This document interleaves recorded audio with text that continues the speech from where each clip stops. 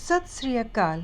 ਸੰਸਾਰ ਪ੍ਰਸਿੱਧ ਖੂਬਸੂਰਤ ਮਨੋਰੰਜਕ ਅਤੇ ਦਿਲਚਸਪ ਕਹਾਣੀਆਂ ਦੀ ਲੜੀ ਨੂੰ ਅੱਗੇ ਤੋਰਦਿਆਂ ਅੱਜ ਮੈਂ ਤੁਹਾਡੇ ਸਾਹਮਣੇ ਜੋਨੈਥਨ ਸਵਿਫਟ ਦੀ ਗੁਲੀਵਰਸ ਟਰੈਵਲਸ ਦਾ ਪੰਜਾਬੀ ਅਨੁਵਾਦ ਗਿੱਠਮੁੱਠੀਆਂ ਦਾ ਦੇਸ਼ ਸਾਂਝਾ ਕਰਦਿਆਂ ਬੜੀ ਖੁਸ਼ੀ ਮਹਿਸੂਸ ਕਰ ਰਹੀ ਹਾਂ। ਕਹਾਣੀ ਸ਼ੁਰੂ ਕਰਨ ਤੋਂ ਪਹਿਲਾਂ ਆਓ ਅਸੀਂ ਜੋਨੈਥਨ ਸਵਿਫਟ ਦਾ ਜੀਵਨ ਬਿਉਰਾ ਪਤਾ ਕਰ ਲਈਏ, ਕਿਉਂਕਿ ਲੇਖਕ ਬਾਰੇ ਜਾਣਕਾਰੀ ਕਹਾਣੀ ਵਿੱਚ ਮਨੋਰੰਜਕਤਾ ਬਣਾਈ ਰੱਖਣ ਵਿੱਚ ਸਹਾਇਕ ਹੁੰਦੀ ਹੈ। ਜੋਨੈਥਨ ਸਵਿਫਟ ਇੰਗਲੈਂਡ ਦਾ ਇੱਕ ਪ੍ਰਸਿੱਧ ਲੇਖਕ ਹੋਇਆ ਹੈ। ਉਸਨੇ ਗੁਲੀਵਰ ਦੀ ਯਾਤਰਾ, ਗਿੱਠਮੁੱਠੀਆਂ ਦਾ ਦੇਸ਼ ਤੋਂ ਇਲਾਵਾ ਹੋਰ ਬਹੁਤ ਸਾਰੀਆਂ ਪੁਸਤਕਾਂ ਲਿਖੀਆਂ, ਜਿਨ੍ਹਾਂ ਵਿੱਚ ਉਹਦੀਆਂ ਕਵਿਤਾਵਾਂ, ਕਹਾਣੀਆਂ ਅਤੇ ਲੇਖ ਹਨ। ਪਰ ਇਹ ਕਿਤਾਬ ਗਿੱਠਮੁੱਠੀਆਂ ਦਾ ਦੇਸ਼ ਉਹਦੀਆਂ ਹੋਰ ਸਭ ਰਚਨਾਵਾਂ ਤੋਂ ਜ਼ਿਆਦਾ ਮਸ਼ਹੂਰ ਹੈ। ਸਵਿਫਟ ਆਇਰਲੈਂਡ ਦੀ ਰਾਜਧਾਨੀ ਡਬਲਿਨ ਵਿੱਚ 30 ਨਵੰਬਰ 1667 ਨੂੰ ਪੈਦਾ ਹੋਇਆ। ਕਾਲਜ ਦੀ ਵਿੱਦਿਆ ਪ੍ਰਾਪਤ ਕਰਨ ਪਿੱਛੋਂ ਉਹ ਇੰਗਲੈਂਡ ਦੇ ਇੱਕ ਪ੍ਰਸਿੱਧ ਨੀਤੀਵਾਨ ਸਰ ਵਿਲੀਅਮ ਟੈਂਪਲ ਦਾ ਸਕੱਤਰ ਨਿਯੁਕਤ ਹੋਇਆ। ਕੁਝ ਸਮੇਂ ਪਿੱਛੋਂ ਉਹਨੇ ਟੈਂਪਲ ਦੀ ਲੜਕੀ ਸਟੈਲਾ ਨਾਲ ਵਿਆਹ ਕਰਵਾ ਲਿਆ। ਉਹਨੇ ਆਪਣੀਆਂ ਰਚਨਾਵਾਂ 1704 ਵਿੱਚ ਆਰੰਭ ਕੀਤੀਆਂ। ਉਹਦੀ ਪਹਿਲੀ ਪੁਸਤਕ ਕਿਤਾਬਾਂ ਦੀ ਲੜਾਈ ਦੇ ਨਾਂ ਨਾਲ ਮਸ਼ਹੂਰ ਹੈ। ਫਿਰ ਉਹਨੇ ਟੱਪ ਦੀ ਕਹਾਣੀ ਨਾਂ ਵਾਲੀ ਪੁਸਤਕ ਲਿਖੀ। ਇਸ ਤੋਂ ਪਿੱਛੋਂ ਉਸਨੇ ਬਹੁਤ ਸਾਰੀਆਂ ਹੋਰ ਪੁਸਤਕਾਂ ਲਿਖੀਆਂ। ਇਹਨਾਂ ਪੁਸਤਕਾਂ ਵਿੱਚ ਸਵਿਫਟ ਨੇ ਉਸ ਸਮੇਂ ਦੇ ਭੈੜੀਆਂ ਰਸਮ ਰਿਵਾਜਾਂ, ਸਮਾਜਿਕ ਕੁਰੀਤੀਆਂ ਅਤੇ ਰਾਜਸੀ ਕੁਟਲਨੀਤੀਆਂ ਨੂੰ ਚੰਗੀ ਤਰ੍ਹਾਂ ਭੰਡਿਆ ਹੈ। ਉਹ ਇੱਕ ਬੜਾ ਵੱਡਾ ਸੁਧਾਰਕ ਮੰਨਿਆ ਜਾਂਦਾ ਹੈ। ਕਿਸੇ ਵੀ ਸੁਧਾਰਕ ਪਾਸ ਸਮਾਜਿਕ, ਰਾਜਨੀਤਿਕ ਜਾਂ ਧਾਰਮਿਕ ਘਾਟਿਆਂ ਨੂੰ ਦੂਰ ਕਰਨ ਲਈ ਦੋ ਹਥਿਆਰ ਹੁੰਦੇ ਹਨ, ਇੱਕ ਦਲੀਲ ਅਤੇ ਦੂਜਾ ਹਾਸਾ। ਆਪੋ ਆਪਣੇ ਸੁਭਾਅ ਅਨੁਸਾਰ ਸੁਧਾਰਕ ਇਹਨਾਂ ਵਿੱਚੋਂ ਕਿਸੇ ਇੱਕ ਹਥਿਆਰ ਨੂੰ ਵਰਤਦੇ ਹਨ। ਸਵਿਫਟ ਨੇ ਸਮਾਜਿਕ ਕੁਰੀਤੀਆਂ ਨੂੰ ਦੂਰ ਕਰਨ ਲਈ ਆਪਣੀ ਪੁਸਤਕ ਗੁਲੀਵਰ ਦੀ ਯਾਤਰਾ, ਗਿੱਠਮੁੱਠੀਆਂ ਦਾ ਦੇਸ਼, ਹਾਸੇ ਦਾ ਹਥਿਆਰ ਵਰਤਿਆ ਹੈ। ਸਾਨੂੰ ਗਿੱਠਮੁੱਠੀਆਂ ਦੀਆਂ ਗੱਲਾਂ ਪੜ੍ਹ ਕੇ ਹਾਸਾ ਆਉਂਦਾ ਹੈ। ਉਹਨਾਂ ਦਾ ਗੁਲੀਵਰ ਨੂੰ ਰੱਸੀਆਂ ਨਾਲ ਬੰਨ੍ਹਣਾ, ਉਸ 'ਤੇ ਤੀਰਾਂ ਨਾਲ ਹਮਲਾ ਕਰਨਾ, ਉਹਨਾਂ ਦੀਆਂ ਗੁਲੀਵਰ ਵਿਰੁੱਧ ਸਾਜ਼ਿਸ਼ਾਂ, ਉਹਨਾਂ ਦੇ ਆਪਸ ਵਿੱਚ ਝਗੜਿਆਂ ਦੇ ਕਾਰਨ ਅਤੇ ਇੱਕ ਦੇਸ਼ ਵੱਲੋਂ ਦੂਜੇ ਦੇਸ਼ ਉੱਤੇ ਹਮਲੇ ਦੀਆਂ ਤਿਆਰੀਆਂ ਬਿਲਕੁਲ ਬੇਮਾਇਨੀ ਅਤੇ ਫਜ਼ੂਲ ਲੱਗਦੀਆਂ ਹਨ। ਇਸੇ ਤਰ੍ਹਾਂ ਜੇ ਅਸੀਂ ਵੀ ਦੁਨੀਆ ਤੋਂ ਜ਼ਰਾ ਦੂਰ ਹੋ ਕੇ ਆਪਣੇ ਦੇਸ਼ ਦੇ ਝਮੇਲਿਆਂ, ਅੰਤਰਰਾਸ਼ਟਰੀ ਝਗੜਿਆਂ, ਇੱਕ ਦੂਜੇ ਵੱਲੋਂ ਲੜਾਈ ਦੀਆਂ ਧਮਕੀਆਂ ਵੱਲ ਧਿਆਨ ਦਈਏ ਤਾਂ ਸਾਨੂੰ ਉਹ ਵੀ ਇਤਨੀਆਂ ਤੁੱਛ ਅਤੇ ਹਾਸੋਹੀਣੀਆਂ ਲੱਗਣਗੀਆਂ ਜਿਤਨੀਆਂ ਕਿ ਗਿੱਠਮੁੱਠੀਆਂ ਦੀਆਂ ਇੱਕ ਦੂਜੇ ਦੇਸ਼ ਨਾਲ ਲੜਾਈਆਂ, ਰਾਸ਼ਟਰੀ ਜਾਂ ਅੰਤਰਰਾਸ਼ਟਰੀ ਝਗੜੇ ਆਦਿ। ਇਹਨਾਂ ਝਗੜਿਆਂ ਤੋਂ ਛੁਟਕਾਰਾ ਪਾ ਕੇ ਹੀ ਮਨੁੱਖ ਮਨ ਦੇ ਪੂਰੇ ਵਿਕਾਸ ਲਈ ਅਨੁਕੂਲ ਵਾਤਾਵਰਨ ਮਿਲਾ ਸਕਦਾ ਹੈ, ਉਹ ਅਨੁਕੂਲ ਵਾਤਾਵਰਨ ਪਾ ਸਕਦਾ ਹੈ। ਇਹੋ ਹੀ ਇਸ ਕਿਤਾਬ ਦੀ ਵੱਡੀ ਸਿੱਖਿਆ ਹੈ। ਆਓ ਅੱਜ ਅਸੀਂ ਬਹੁਤ ਹੀ ਮਹੱਤਵਪੂਰਨ ਕਿਤਾਬ ਗੁਲੀਵਰ ਦੀ ਯਾਤਰਾ ਦਾ ਪੰਜਾਬੀ ਅਨੁਵਾਦ ਪੜ੍ਹੀਏ। ਸ਼ੁਭ ਇਛਾਵਾਂ ਸਹਿਤ ਧੰਨਵਾਦ। ਹਰਜੀਤ ਬਮਰਾ।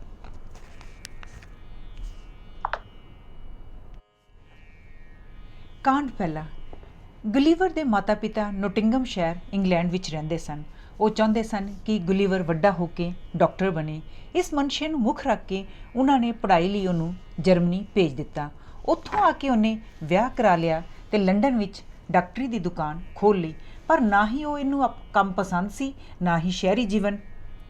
ਇਸ ਲਈ ਉਹ ਆਪਣੇ ਮਾਤਾ ਪਿਤਾ ਅਤੇ ਵਹੁਟੀ ਤੋਂ ਆਗਿਆ ਲੈ ਕੇ 1699 ਈਸਵੀ ਵਿੱਚ ਐਂਟੀਲੋਪ ਨਾਂ ਦੇ ਜਹਾਜ਼ 'ਤੇ ਚੜ੍ਹ ਕੇ ਈਸਟ ਇੰਡੀਜ਼ ਵੱਲ ਤੁਰ ਪਿਆ। ਇਹਨਾਂ ਟਾਪੂਆਂ ਬਾਰੇ ਉਦੋਂ ਲੋਕਾਂ ਨੇ ਬਹੁਤ ਘੱਟ ਸੁਣਿਆ ਹੋਇਆ ਸੀ। ਉਹਨਾਂ ਦਿਨਾਂ ਵਿੱਚ ਜਹਾਜ਼ ਭਾਫ਼ ਨਾਲ ਨਹੀਂ ਸਨ ਚੱਲਦੇ, ਇਸ ਲਈ ਇੱਕ ਥਾਂ ਤੋਂ ਦੂਜੀ ਥਾਂ ਜਾਣ ਲਈ ਬੜਾ ਹੀ ਸਮਾਂ ਲੱਗਦਾ ਸੀ।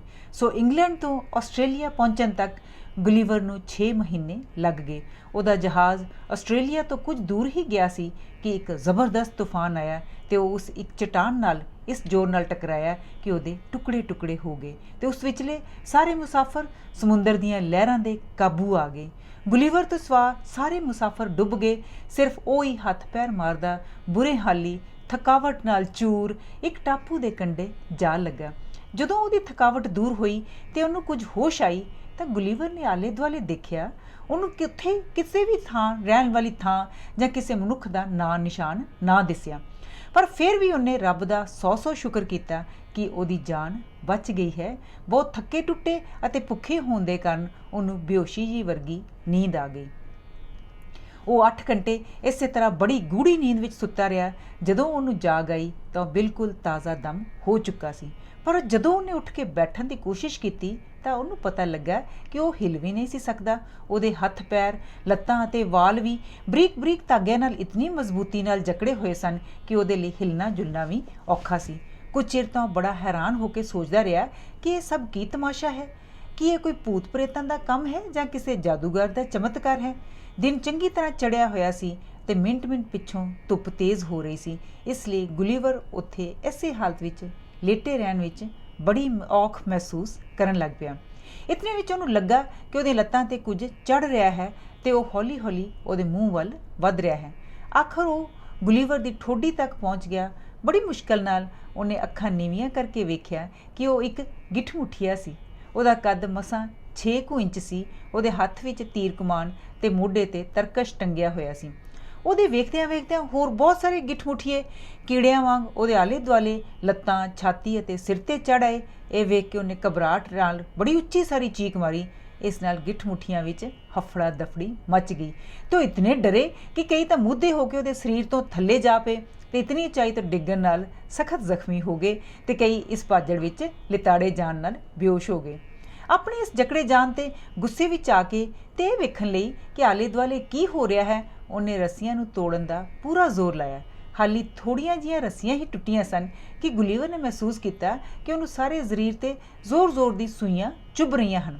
ਧਿਆਨ ਨਾਲ ਵੇਖਣ 'ਤੇ ਉਹਨੂੰ ਪਤਾ ਲੱਗਾ ਕਿ ਬਹੁਤ ਸਾਰੇ ਗਿੱਠਮੁੱਠੀਏ ਤੀਰ ਅੰਦਾਜ਼ ਉਸ 'ਤੇ ਤੀਰਾਂ ਦੀ ਬੁਛਾੜ ਕਰ ਰਹੇ ਹਨ।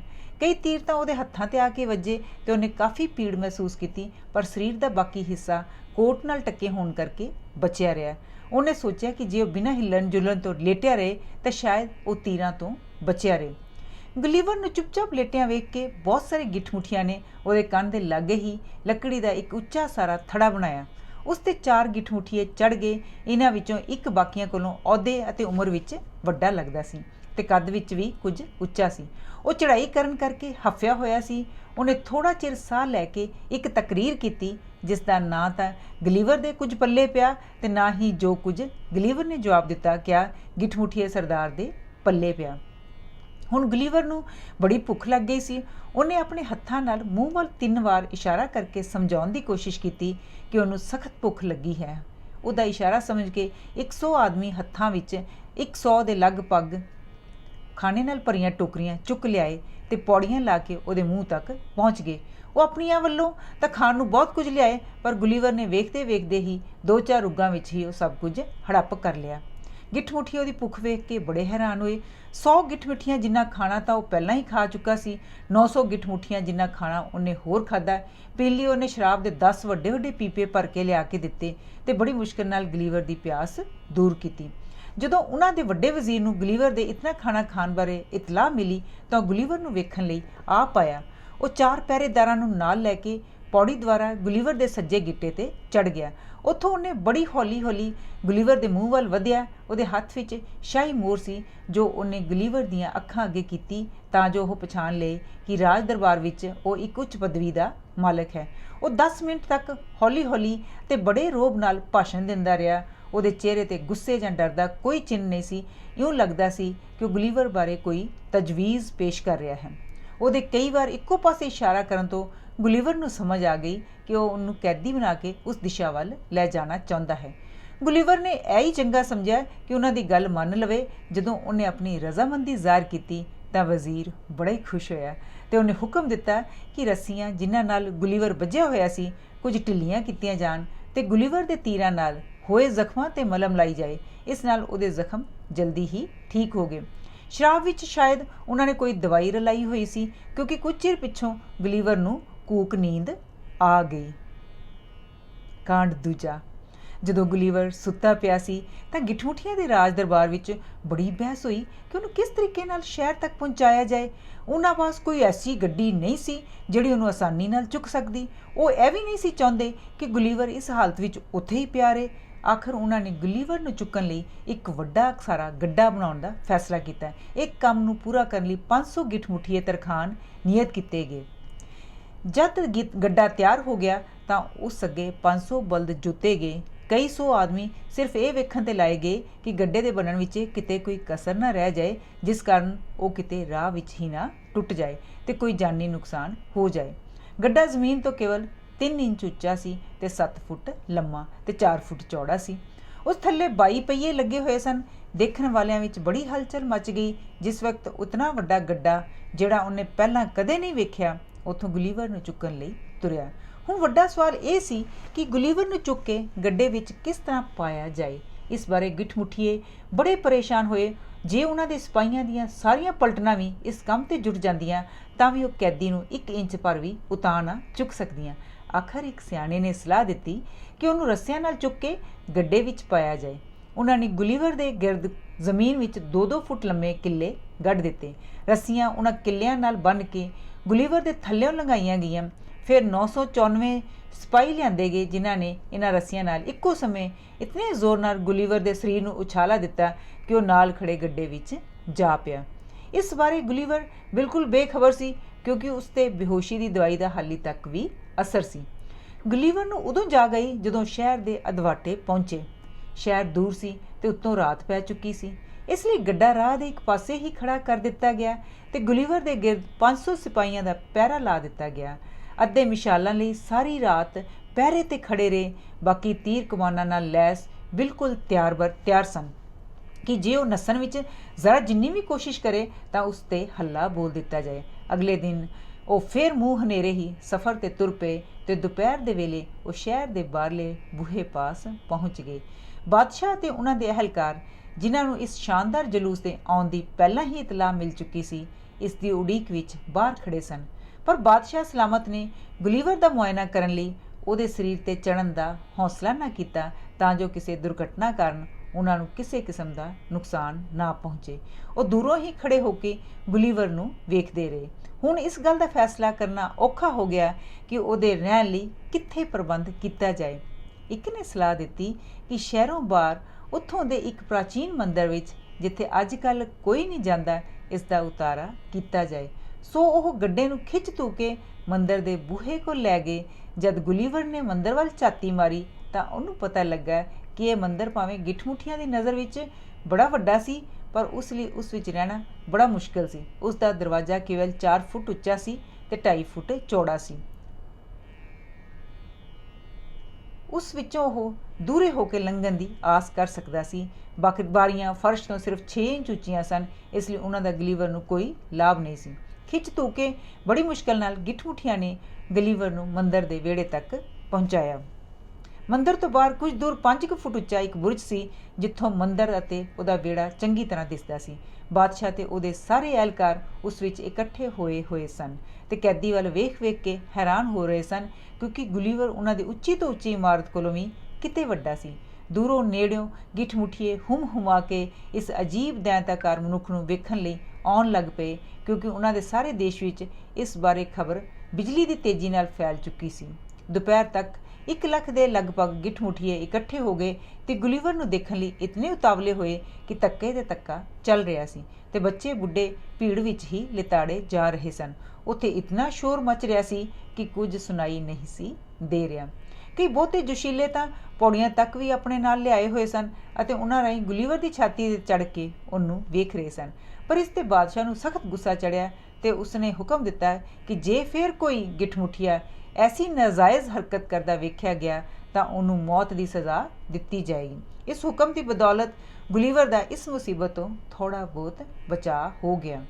ਹੁਣ ਉਹਦੀਆਂ ਰੱਸੀਆਂ ਕੱਟ ਦਿੱਤੀਆਂ ਗਈਆਂ, ਕੇਵਲ ਉਹਦੀਆਂ ਲੱਤਾਂ ਨਾਲ ਇੱਕ ਜੰਜ਼ੀਰ ਬੰਨ੍ਹਿਆ ਰਹਿਣ ਦਿੱਤਾ ਗਿਆ। ਉਹ ਉਹਨਾਂ ਨਾਲ ਕੁਝ ਦੂਰ ਤੱਕ ਇੱਧਰ ਉੱਧਰ ਫਿਰ ਸਕਦਾ ਸੀ ਤੇ ਜੇ ਕਦੀ ਚਾਹੇ ਤਾਂ ਪੇਟ ਦੇ ਭਾਰ ਮੰਦਰ ਦੇ ਅੰਦਰ ਜਾ ਕੇ ਵੀ ਲੇਟ ਸਕਦਾ ਸੀ। ਗੁਲੀਵਰ ਨੂੰ ਖੜਿਆਂ ਤੇ ਇੱਧਰ ਉੱਧਰ ਫਿਰਦਿਆਂ ਵੇਖ ਕੇ ਗਿੱਠ-ਮੁੱਠੀਏ ਬੜੇ ਅਚਰਜ ਹੁੰਦੇ ਸਨ ਤੇ ਇੱਕ ਦੂਜੇ ਦੀਆਂ ਖੁੱਚਾਂ ਵਿੱਚ ਅਰਕਾਂ ਮਾਰ-ਮਾਰ ਕੇ ਹੱਸਦੇ ਸਨ। ਉਹਨਾਂ ਨੇ ਉਹਦਾ ਨਾਂ ਪਹਾੜ ਰੂਪੀ ਆਦਮੀ ਪਾ ਦਿੱਤਾ ਕਿਉਂਕਿ ਉਹਦਾ ਕੱਦ ਉਹਨਾਂ ਦੇ ਲੰਮੇ ਤੋਂ ਲੰਮੇ 12 ਮਨੁੱਖਾਂ ਜਿੱਡਾ ਸੀ ਤੇ ਉਹਨਾਂ ਨੂੰ ਉਹ ਬੜਾ ਡਰਾਉਣਾ ਲੱਗਦਾ ਸੀ। ਪਰ ਵਿਚਾਰਾ ਗੁਲੀਵਰ ਬੜਾ ਦੁਖੀ ਸੀ। ਇੱਕ ਪੈਰਾਂ ਵਿੱਚ ਪਏ ਹੋਏ ਜ਼ੰਜੀਰਾਂ ਕਰਕੇ ਤੇ ਦੂਜੇ ਮੰਦਰ ਵਿੱਚ ਤੁਰਨ ਫਿਰਨ ਲਈ ਬੜੀ ਘੱਟ ਥਾਂ ਹੋਣ ਕਰਕੇ ਉਹ ਬੜਾ ਤੰਗ ਸੀ ਤੇ ਉਹ ਚਾਹੁੰਦਾ ਸੀ ਕਿ ਕਿਸੇ ਤਰ੍ਹਾਂ ਉੱਥੋਂ ਉੱਡ ਕੇ ਆਪਣੇ ਦੇਸ਼ ਵਿੱਚ ਪਹੁੰਚ ਜਾਵੇ। ਕਾਂਡ 3। ਇਸ ਤਰ੍ਹਾਂ ਉਹ ਕਾਫੀ ਚਿਰ ਆਪਣੀ ਕਿਸਮਤ ਨੂੰ ਬੁਰਾ ਭਲਾ ਕਹਿੰਦਾ ਰਿਹਾ। ਆਖਰ ਇਹ ਵੇਖਣ ਲਈ ਕਿ ਉਹਨੇ ਆਲੇ ਦੁਆਲੇ ਕੀ ਹੈ, ਉਹਨੇ ਅੱਖਾਂ ਚੁੱਕ ਕੇ ਮੰਦਰ ਦੀ ਕੰਧ ਦੇ ਬਾਹਰ 4 ਚੁਫੇਰੇ ਝਾਤੀ ਮਾਰੀ। ਗੁਲੀਵਰ ਇਹ ਵੇਖ ਕੇ ਬੜਾ ਹੈਰਾਨ ਹੋਇਆ ਕਿ ਗਿੱਠ-ਮੁੱਠੀਆਂ ਦੀਆਂ ਕਣਕ ਦੀਆਂ ਪੈਲੀਆਂ ਫੁੱਲਾਂ ਦੀਆਂ ਨਿੱਕੀਆਂ ਨਿੱਕੀਆਂ ਕਿਆਰੀਆਂ ਜਿੱਡੀਆਂ ਸਨ ਤੇ ਕੋਈ ਵੀ ਰੁੱਖ 7 ਫੁੱਟ ਤੋਂ ਉੱਚਾ ਨਹੀਂ ਸੀ।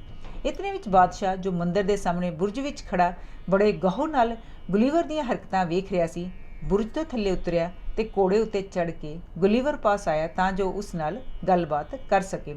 ਪਰ ਉਹਦਾ ਘੋੜਾ ਗੁਲੀਵਰ ਦੇ ਦੈਂਤਕਾਰ ਕੱਦ ਵੱਲ ਵੇਖ ਕੇ ਇਤਨਾ ਤਰਬ ਗਿਆ ਕਿ ਜੇ ਬਾਦਸ਼ਾਹ ਵੇਲੇ ਸਿਰ ਸੰਭਲ ਨਾ ਜਾਂਦਾ ਤਾਂ ਉਹਨੇ ਥੱਲੇ ਡਿੱਗ ਕੇ ਸਖਤ ਫੱਟੜ ਹੋ ਜਾਣਾ ਸੀ। ਬਾਦਸ਼ਾਹ ਨੂੰ ਖਤਰੇ ਵਿੱਚ ਦੇਖ ਕੇ ਉਹਦਾ ਇੱਕ ਨੌਕਰ ਭੱਜਾ ਆਇਆ। ਉਹਨੇ ਲਗਾਮ ਖਿੱਚ ਕੇ ਬੜੀ ਮੁਸ਼ਕਲ ਨਾਲ ਘੋੜੇ ਨੂੰ ਕਾਬੂ ਕੀਤਾ ਤੇ ਬਾਦਸ਼ਾਹ ਘੋੜੇ ਤੋਂ ਉਤਰ ਪਿਆ। ਇਸ ਘਟਨਾ ਪਿੱਛੋਂ ਬਾਦਸ਼ਾਹ ਚੁਕੰਨਾ ਹੋ ਗਿਆ ਤੇ ਗੁਲੀਵਰ ਨੂੰ ਖਲੋ ਕੇ ਵੇਖਣ ਲੱਗ ਪਿਆ। ਉਹਨੂੰ ਡਰ ਸੀ ਕਿ ਕਿਤੇ ਗੁਲੀਵਰ ਉਹਨੂੰ ਚੁੱਕ ਕੇ ਭੁੰਜੇ ਨਾ ਵਗਾ ਮਾਰੇ। ਉਹ ਗੁਲੀਵਰ ਦੀਆਂ ਹੱਥਾਂ, ਪੈਰਾਂ ਤੇ ਲੱਤਾਂ ਦੀ ਲੰਬਾਈ ਵੇਖ ਵੇਖ ਕੇ ਬੜਾ ਹੈਰਾਨ ਹੋ ਰਿਹਾ ਸੀ ਤੇ ਦੂਰੋਂ ਖੜਾ ਕਹੀ ਜਾਂਦਾ ਸੀ, ਹੱਦ ਹੋ ਗਈ ਏ, ਇਤਨਾ ਵੱਡਾ, ਇਤਨਾ ਸ਼ਾਨਦਾਰ, ਇਹ ਜ਼ਰੂਰ ਕੱਦ ਵਿੱਚ 12 ਗਿੱਠ ਮੁੱਠੀਆਂ ਜਿੱਡਾ ਹੋਣਾ ਹੈ। ਪਤਾ ਨਹੀਂ ਇਹ ਕਿਸ ਦੇਵਨਗਰੀ ਤੋਂ ਆਇਆ ਹੈ ਤੇ ਇੱਕ ਵਾਰੀ ਕਿੰਨਾ ਕੁ ਖਾ ਪੀ ਜਾਂਦਾ ਹੋਣਾ ਹੈ।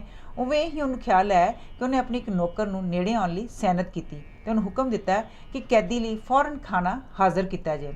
ਇਸ ਹੁਕਮ ਮਿਲਣ ਤੋਂ ਪਹਿਲਾਂ ਹੀ ਰਸੋਈਏ ਗੁਲੀਵਰ ਦੇ ਖਾਣੇ ਲਈ ਸਾਮਾਨ ਤਿਆਰ ਕਰਨ ਲਈ ਭੱਜ ਦੌੜ ਕਰ ਰਹੇ ਸਨ, ਕਿਉਂਕਿ ਉਹਨਾਂ ਨੂੰ ਪਤਾ ਸੀ ਕਿ ਬਾਦਸ਼ਾਹ ਨੂੰ ਉਡੀਕ ਵਿੱਚ ਰੱਖਣਾ ਕਿਤਨੀ ਖਤਰਨਾਕ ਗੱਲ ਹੈ। ਸੋ ਜਿਸ ਵੇਲੇ ਉਹਨਾਂ ਨੂੰ ਖਾਣਾ ਹਾਜ਼ਰ ਕਰਨ ਲਈ ਬਾਦਸ਼ਾਹ ਦਾ ਹੁਕਮ ਪਹੁੰਚਿਆ ਤਾਂ ਖਾਣਾ ਬਿਲਕੁਲ ਤਿਆਰ ਸੀ। ਉਹਨਾਂ ਨੇ ਸਾਰੀਆਂ ਚੀਜ਼ਾਂ ਇੱਕ ਪਿਆਦੇ ਦੇ ਹੱਥ ਸੌਂਪ ਦਿੱਤੀਆਂ ਤੇ ਉਹ ਇਹਨਾਂ ਨੂੰ ਬੜੇ ਵੱਡੇ ਵੱਡੇ ਗੱਡਿਆਂ ਤੇ ਰੱਖ ਕੇ ਗੁਲੀਵਰ ਤੱਕ ਲੈ ਗਿਆ। ਵਿੱਚੋਂ ਉਹਦਾ ਸਾਹ ਸੁੱਕਿਆ ਹੋਇਆ ਸੀ ਕਿ ਉਹਨੂੰ ਬਾਦਸ਼ਾਹ ਦੇ ਹੁਕਮ ਅਨੁਸਾਰ ਖਾਣਾ ਗੁਲੀਵਰ ਦੇ ਸਾਹਮਣੇ ਰੱਖਣਾ ਪੈਣਾ ਹੈ ਤੇ ਗੁਲੀਵਰ ਨੇ ਉਹਨੂੰ ਵੀ ਖਾਣੇ ਨਾਲ ਹੜੱਪ ਕਰ ਜਾਣਾ ਹੈ। ਸੋ ਖਾਣਾ ਉਹਦੇ ਸਾਹਮਣੇ ਰੱਖ ਕੇ ਉੱਥੋਂ ਇੰਜ ਦੌੜਿਆ ਜਿਵੇਂ ਉਹਦੇ ਮਗਰ ਕੋਈ ਜਿੰਨ ਲੱਗਾ ਹੁੰਦਾ ਹੈ। ਗੁਲੀਵਰ ਨੂੰ ਬੜੀ ਭੁੱਖ ਲੱਗੀ ਹੋਈ ਸੀ। ਉਹ ਖਾਣਾ ਵੇਖ ਕੇ ਬੜਾ ਖੁਸ਼ ਹੋਇਆ ਤੇ ਉਸੇ ਵੇਲੇ ਖਾਣ ਵਿੱਚ ਰੁੱਝ ਗਿਆ। ਰਸੋਈਆਂ ਨੂੰ ਇਹ ਸੁਣ ਕੇ ਬੜੀ ਹੈਰਾਨੀ ਹੋਈ ਕਿ 20 ਗੱਡੇ ਮਾਸ ਦੇ ਤੇ 10 ਸ਼ਰਾਬ ਦੇ ਜਿਹੜੇ ਉਹਨਾਂ ਭੇਜੇ ਸਨ, ਗੁਲੀਵਰ ਨੇ ਪਲ ਦੇ ਪਲ ਵਿੱਚ ਹੀ ਖਤਮ ਕਰ ਲਏ। ਜਦ ਗੁਲੀਵਰ ਖਾਣਾ ਖਾ ਰਿਹਾ ਸੀ ਤਾਂ ਬਾਦਸ਼ਾਹ, ਸ਼ਹਿਜ਼ਾਦੇ, ਸ਼ਹਿਜ਼ਾਦੀਆਂ ਤੇ ਸਾਰੇ ਸਰਦਾਰ ਤੇ ਅਹਿਲਕਾਰ ਖੜੇ ਟਿਕਟਿਕੀ ਲਾ ਕੇ ਗੁਲੀਵਰ ਵੱਲ ਤੱਕ ਰਹੇ ਸਨ। ਗੁਲੀਵਰ ਨੂੰ ਵੀ ਮੌਕਾ ਮਿਲ ਗਿਆ ਕਿ ਉਹ ਵੀ ਉਹਨਾਂ ਨੂੰ ਵੇਖ ਸਕੇ। ਬਾਦਸ਼ਾਹ ਸਲਾਮਤ ਤਾਂ ਝੱਟ ਹੀ ਪਛਾਣੇ ਜਾ ਸਕਦੇ ਹਨ, ਕਿਉਂਕਿ ਉਹ ਨਾ ਕੇਵਲ ਹੀਰੇ ਜਵਾਹਰਾਤਾਂ ਨਾਲ ਲੱਦੇ ਹੋਏ ਸਨ, ਬਲਕਿ ਬਾਕੀਆਂ ਨਾਲੋਂ ਕੱਦ ਵਿੱਚ ਵੀ ਕਿਤੇ ਵੱਧ ਚੜ੍ਹ ਕੇ ਸਨ। ਕੁਝ ਨਹੀਂ ਤਾਂ ਬਾਕੀਆਂ ਨਾਲੋਂ ਘੱਟੋ ਘੱਟ ਅੱਧ ਇੰਚ ਦਾ ਫਰਕ ਜ਼ਰੂਰ ਸੀ। ਉਹਨਾਂ ਦੀ ਉਮਰ 38 ਸਾਲ ਦੀ ਸੀ, ਰੰਗ ਪੱਕਾ ਸੀ ਤੇ ਨੈਣ ਨਕਸ਼ ਬੜੇ ਤਿੱਖੇ ਤੇ ਸੁੰਦਰ ਸਨ। ਚਾਲ ਢਾਲ ਵਿੱਚ ਸੰਜੀਦਗੀ ਸੀ ਤੇ ਜੋ ਵੀ ਉਹਨਾਂ ਵੱਲ ਨਜ਼ਰ ਫੇਰਦਾ ਸੀ ਉਹਨਾਂ ਦੇ ਜਲਾਲ ਲੱਗੇ ਉਹਦੀਆਂ ਅੱਖਾਂ ਝੁਕ ਜਾਂਦੀਆਂ ਸਨ। ਉਹ ਸੱਚਮੁੱਚ ਬਾਦਸ਼ਾਹ ਹੀ ਲੱਗਦੇ ਸਨ ਤੇ ਉਹਨਾਂ ਆਪਣਾ ਰਾਜਪਾਟ ਬੜੇ ਸੁਚੱਜੇ ਢੰਗ ਨਾਲ ਸੰਭਾਲਿਆ ਹੋਇਆ ਸੀ। ਉਹਨਾਂ ਦੇ ਹੱਥ ਵਿੱਚ ਇੱਕ ਜ਼ਬਰਦਸਤ ਤਲਵਾਰ ਸੀ ਜਿਹੜੀ ਘੱਟੋ ਘੱਟ 3 ਇੰਚ ਲੰਮੀ ਤੇ ਉਹਨਾਂ ਦੇ ਆਪਣੇ ਕੱਦ ਤੋਂ ਅੱਧੀ ਜ਼ਰੂਰ ਹੋਏਗੀ। ਜਦੋਂ ਗੁਲੀਵਰ ਦੇ ਨੇੜੇ ਆਏ ਤਾਂ ਉਹਨਾਂ ਨੇ ਤਲਵਾਰ ਮਿਆਨ ਵਿੱਚੋਂ ਬਾਹਰ ਕੱਢ ਲਈ ਤਾਂ ਜੋ ਕਿਤੇ ਗੁਲੀਵਰ ਅਚਨਚੇਤ ਉਹਨਾਂ ਤੇ ਹਮਲਾ ਕਰ ਦੇਵੇ ਤਾਂ ਉਹ ਮੁਕਾਬਲੇ ਲਈ ਤਿਆਰ ਰਹਿਣ। ਇਸ ਤੋਂ ਪਿੱਛੋਂ ਉਹਨਾਂ ਨੇ ਬੜੀ ਪਤਲੀ ਤੇ ਚੀਕਣੀ ਆਵਾਜ਼ ਵਿੱਚ ਇੱਕ ਤਕਰੀਰ ਕੀਤੀ ਜਿਸ ਦਾ ਨਾ ਹੀ ਗੁਲੀਵਰ ਦੇ ਕੁਝ ਪੱਲੇ ਪਿਆ ਤੇ ਨਾ ਹੀ ਇਸ ਦੇ ਉੱਤਰ ਵਿੱਚ ਗੁਲੀਵਰ ਦੇ ਦਿੱਤੇ ਜਵਾਬ ਦੀ ਬਾਦਸ਼ਾਹ ਸਲਾਮਤ ਨੂੰ ਕੁਝ ਸਮਝ ਆਈ। ਪਰ ਬਾਦਸ਼ਾਹ ਸਲਾਮਤ ਨੇ ਗੁਲੀਵਰ ਵੱਲ ਬੜੀ ਨਿਮਰਤਾ ਨਾਲ ਤੱਕਿਆ। ਇਸ ਦੇ ਜਵਾਬ ਵਿੱਚ ਗੁਲੀਵਰ ਨੇ ਵੀ ਝੁਕ ਕੇ ਪ੍ਰਮਾਣ ਕੀਤਾ। ਇਸ ਰਸਮ ਦੇ ਪੂਰੇ ਹੋਣ ਤੇ ਬਾਦਸ਼ਾਹ ਸਲਾਮਤ ਆਪਣੇ ਸਾਰੇ ਅਹਿਲਕਾਰਾਂ ਸਮੇਤ ਉੱਥੋਂ ਚਲੇ ਗਏ। ਬਾਦਸ਼ਾਹ ਦੇ ਜਾਂਦਿਆਂ ਹੀ ਲੋਕਾਂ ਦੀ ਹੇੜ ਫੇਰ ਗੁਲੀਵਰ ਦੇ ਲਾਗੇ ਆ ਇਕੱਠੀ ਹੋਈ। ਉਹਨਾਂ ਵਿੱਚੋਂ ਕਈਆਂ ਨੇ ਤੀਰ ਕਮਾਨ ਫੜੇ ਹੋਏ ਸਨ ਤੇ ਤਮਾਸ਼ੇ ਲਈ ਦੂਰ ਖੜੇ ਹੀ ਗੁਲੀਵਰ ਵੱਲ ਚਲਾਈ ਜਾਂਦੇ ਸਨ। ਇਸ ਤੇ ਗੁਲੀਵਰ ਨੂੰ ਸਖਤ ਗੁੱਸਾ ਆਇਆ, ਖਾਸ ਕਰਕੇ ਜਦੋਂ ਇੱਕ ਤੀਰ ਉਹਦੀ ਅੱਖ ਜ਼ਖਮੀ ਹੋਣ ਤੋਂ ਮਸਾਂ ਹੀ ਬਚੀ। ਇਸ ਤੇ ਫੌਜੀ ਦਸਤੇ ਦੇ ਵੱਡੇ ਅਫਸਰ ਨੇ, ਜਿਸ ਨੂੰ ਬਾਦਸ਼ਾਹ ਗੁਲੀਵਰ ਦੀ ਰੱਖਿਆ ਲਈ ਉੱਥੇ ਹੀ ਛੱਡ ਗਿਆ ਸੀ, ਹਜੂਮ ਵਿੱਚੋਂ ਕੋਈ 5-6 ਬਦਮਾਸ਼ਾਂ ਨੂੰ ਪਕੜ ਲਿਆ ਤੇ ਉਹਨਾਂ ਨੂੰ ਗੁਲੀਵਰ ਦੇ ਹਵਾਲੇ ਕਰ ਦਿੱਤਾ। ਗੁਲੀਵਰ ਨੇ ਉਹਨਾਂ ਵਿੱਚ 5 ਤਾਂ ਆਪਣੀ ਜੇਬ ਵਿੱਚ ਪਾ ਲਏ ਤੇ 6ਵੇਂ ਨੂੰ ਉਹ ਹੱਥ ਵਿੱਚ ਪਕੜ ਗਏ। ਇਸ ਤਰ੍ਹਾਂ ਉਹਦੇ ਮੂੰਹ ਵੱਲ ਖੋਲ ਕੇ ਪਿਆ ਜਿਵੇਂ ਉਹਨੇ ਉਹਨੂੰ ਕੱਚਾ ਹੀ ਚਬਾ ਜਾਣਾ ਹੈ। ਇਸ ਦੇ ਡਰ ਨਾਲ ਉਸ ਗਿਸ ਮਿੱਠੇ ਦੀਆਂ ਗੁੱਠ-ਮੁੱਠੀਏ ਦੀਆਂ ਚੀਕਾਂ ਨਿਕਲ ਗਈਆਂ, ਪਰ ਗੁਲੀਵਰ ਨੇ ਉਹਦੀਆਂ ਚੀਕਾਂ ਦੀ ਕੋਈ ਪਰਵਾਹ ਨਾ ਕਰਦਿਆਂ ਹੋਇਆਂ ਆਪਣੀ ਦੂਜੀ ਜੇਬ ਵਿੱਚੋਂ ਇੱਕ ਚਾਕੂ ਕੱਢਿਆ। ਇਹ ਵੇਖ ਕੇ ਤਾਂ ਗਿੱਠ-ਮੁੱਠੀਆ ਉੱਚੀ ਹਾਲ ਦੁਹਾਈ ਹੀ ਪਾਉਣ ਲੱਗ ਪਿਆ, ਕਿਉਂਕਿ ਉਹਨੇ ਸਮਝਿਆ ਕਿ ਹੁਣ ਗੁਲੀਵਰ ਨੇ ਉਹਨੂੰ ਜਾਨੋਂ ਮਾਰ ਦੇਣਾ ਹੈ। ਪਰ ਗੁਲੀਵਰ ਨੇ ਜਲਦੀ ਹੀ ਉਹਦੀ ਘਬਰਾਹਟ ਦੂਰ ਕਰ ਦਿੱਤੀ ਤੇ ਹੌਲੀ-ਹੌਲੀ ਉਹਦੀਆਂ ਰੱਸੀਆਂ ਕੱਟ ਦਿੱਤੀਆਂ, ਜਿਸ ਨਾਲ ਉਹ ਬੱਝਾ ਹੋਇਆ ਸੀ ਤੇ ਉਹਨੂੰ ਫਰਸ਼ ਤੇ ਖੜਾ ਕਰ ਦਿੱਤਾ। ਫਰਸ਼ ਤੇ ਪੈਰ ਲੱਗਦਿਆਂ ਹੀ ਉਹਨੇ ਅੱਗਾ ਵੇਖਿਆ ਨਾ ਪਿੱਛਾਂ, ਉੱਥੋਂ ਬਿਜਲੀ ਦੀ ਤੇਜ਼ੀ ਨਾਲ ਨੱਠ ਉੱਠਿਆ। ਇਸੇ ਤਰ੍ਹਾਂ ਜੌਬ ਵਿੱਚ ਪਏ ਹੋਏ ਗਿੱਠਮੁੱਠੀਆਂ ਨੂੰ ਵੀ, ਜਿਹੜੇ ਆਪਣੀ ਸਾਥੀ ਦੀਆਂ ਚੀਕਾਂ ਸੁਣ ਕੇ ਡਰ ਨਾਲ ਕੰਬ ਰਹੇ ਸਨ, ਵਾਰੀ ਜੇਬ ਵਿੱਚੋਂ ਬਾਹਰ ਕੱਢਿਆ ਤੇ ਉਹਨਾਂ ਦੀਆਂ ਰੱਸੀਆਂ ਖੋਲ੍ਹ ਕੇ ਉਹਨਾਂ ਨੂੰ ਵੀ ਛੱਡ ਦਿੱਤਾ। ਇਹ ਵੇਖ ਕੇ ਬਾਕੀ ਗਿੱਠਮੁੱਠੀਆਂ ਦੇ ਮਨ 'ਤੇ ਗੁਲੀਵਰ ਦੀ ਨੇਕ ਦਿਲੀ ਦਾ ਬੜਾ ਪ੍ਰਭਾਵ ਪਿਆ ਤੇ ਇਸ ਬਾਰੇ ਸਾਰੇ ਸ਼ਹਿਰ ਵਿੱਚ ਚਰਚਾ ਹੋਣ ਲੱਗ ਪਈ। ਇਤਨੇ ਨੂੰ ਰਾਤ ਪੈਣ ਵਾਲੀ ਸੀ, ਇਸ ਲਈ ਗੁਲੀਵਰ ਰੀਂਗ ਕੇ ਮੰਦਰ ਦੇ ਅੰਦਰ ਚਲਾ ਗਿਆ ਤੇ ਉਹਨੇ ਬੜੀ ਕੋਸ਼ਿਸ਼ ਕੀਤੀ ਕਿ ਉਹਨੂੰ ਨੀਂਦ ਆ ਜਾਵੇ, ਪਰ ਉਹਨੂੰ ਨੀਂਦ ਕਿੱਥੋਂ ਆਣੀ ਸੀ। ਨਾ ਹੀ ਉਹਦੇ ਕੋਲ ਕੋਈ ਮੰਜਾ ਸੀ, ਨਾ ਬਿਸਤਰਾ, ਇਸ ਲਈ ਉਹਦੇ ਲਈ ਉੱਥੇ ਰਾਤ ਕੱਟਣੀ ਮੁਸ਼ਕਿਲ ਹੋ ਗਈ। ਕਾਂਡ ਚੌਥਾ। ਕੈਦ ਹੋਣ ਤੋਂ ਪਿੱਛੋਂ 1 ਹਫ਼ਤੇ ਤੱਕ ਗੁਲੀਵਰ ਨੂੰ ਸੌਣ ਲਈ ਕੋਈ ਮੰਜਾ ਨਾ ਮਿਲਿਆ ਸਕਿਆ, ਕਿਉਂਕਿ ਬਾਦਸ਼ਾਹ ਕਿਸੇ ਬੜੇ ਜ਼ਰੂਰੀ ਰਾਜਸੀ ਮਾਮਲੇ ਵਿੱਚ ਰੁੱਝਿਆ ਹੋਇਆ ਸੀ। ਜਦੋਂ ਹੀ ਉਹ ਇਸ ਤੋਂ ਵਿਹਲਾ ਹੋਇਆ, ਉਹਨੇ ਇੱਕ ਵੱਡਾ ਸਾਰਾ ਬਿਸਤਰਾ ਬਣਾਉਣ ਦਾ ਹੁਕਮ ਦਿੱਤਾ। ਆਮ ਸਾਈਜ਼ ਦੇ 600 ਬਿਸਤਰੇ ਮੰਗਵਾਏ ਗਏ ਤੇ 100-125 ਦਰਜੀਆਂ ਨੂੰ ਹੁਕਮ ਦਿੱਤਾ ਗਿਆ ਇਹਨਾਂ ਸਾਰਿਆਂ ਨੂੰ ਜੋੜ ਕੇ ਇੱਕ ਵੱਡਾ ਸਾਰਾ ਬਿਸਤਰਾ ਬਣਾਇਆ ਜਾਏ। ਇਹ ਇੱਕ ਬੜਾ ਕਠਿਨ ਕੰਮ ਸੀ, ਪਰ ਉਹਨਾਂ ਨੇ ਹਿੰਮਤ ਕਰਕੇ 5-6 ਦਿਨਾਂ ਵਿੱਚ ਹੀ ਮੁਕਾ ਲਿਆ। ਜਦੋਂ ਇਹ ਬਿਸਤਰਾ ਗੁਲੀਵਰ ਨੂੰ ਦਿੱਤਾ ਗਿਆ ਤਾਂ ਉਹਨੇ ਬਾਦਸ਼ਾਹ ਦਾ ਬੜਾ ਧੰਨਵਾਦ ਕੀਤਾ। ਇਸ ਸਮੇਂ ਤੱਕ ਗੁਲੀਵਰ ਬਾਰੇ ਦੂਰ ਤੱਕ ਖਬਰਾਂ ਪਹੁੰਚ ਗਈਆਂ ਸਨ। ਲੋਕ ਹਜ਼ਾਰਾਂ ਦੀ ਗਿਣਤੀ ਵਿੱਚ ਗੁਲੀਵਰ ਨੂੰ ਵੇਖਣ ਲਈ ਆਉਂਦੇ ਸਨ। ਇਸ ਤਰ੍ਹਾਂ ਸ਼ਹਿਰਾਂ ਦੇ ਸ਼ਹਿਰ ਖਾਲੀ ਹੋ ਜਾਂਦੇ ਸਨ ਤੇ ਖਤਰਾ ਹੋ ਗਿਆ ਕਿ ਕਿਤੇ ਦੇਸ਼ ਦੇ ਸਾਰੇ ਕਾਰੋਬਾਰ ਰੁਕ ਨਾ ਜਾਣ ਤੇ ਰਾਜਧਾਨੀ ਵਿੱਚ ਇਤਨੀ ਭੀੜ ਨਾ ਵੱਧ ਜਾਏ ਕਿ ਲੋਕਾਂ ਦੀ ਆਵਾਜਾਈ ਹੀ ਰੁਕ ਜਾਏ।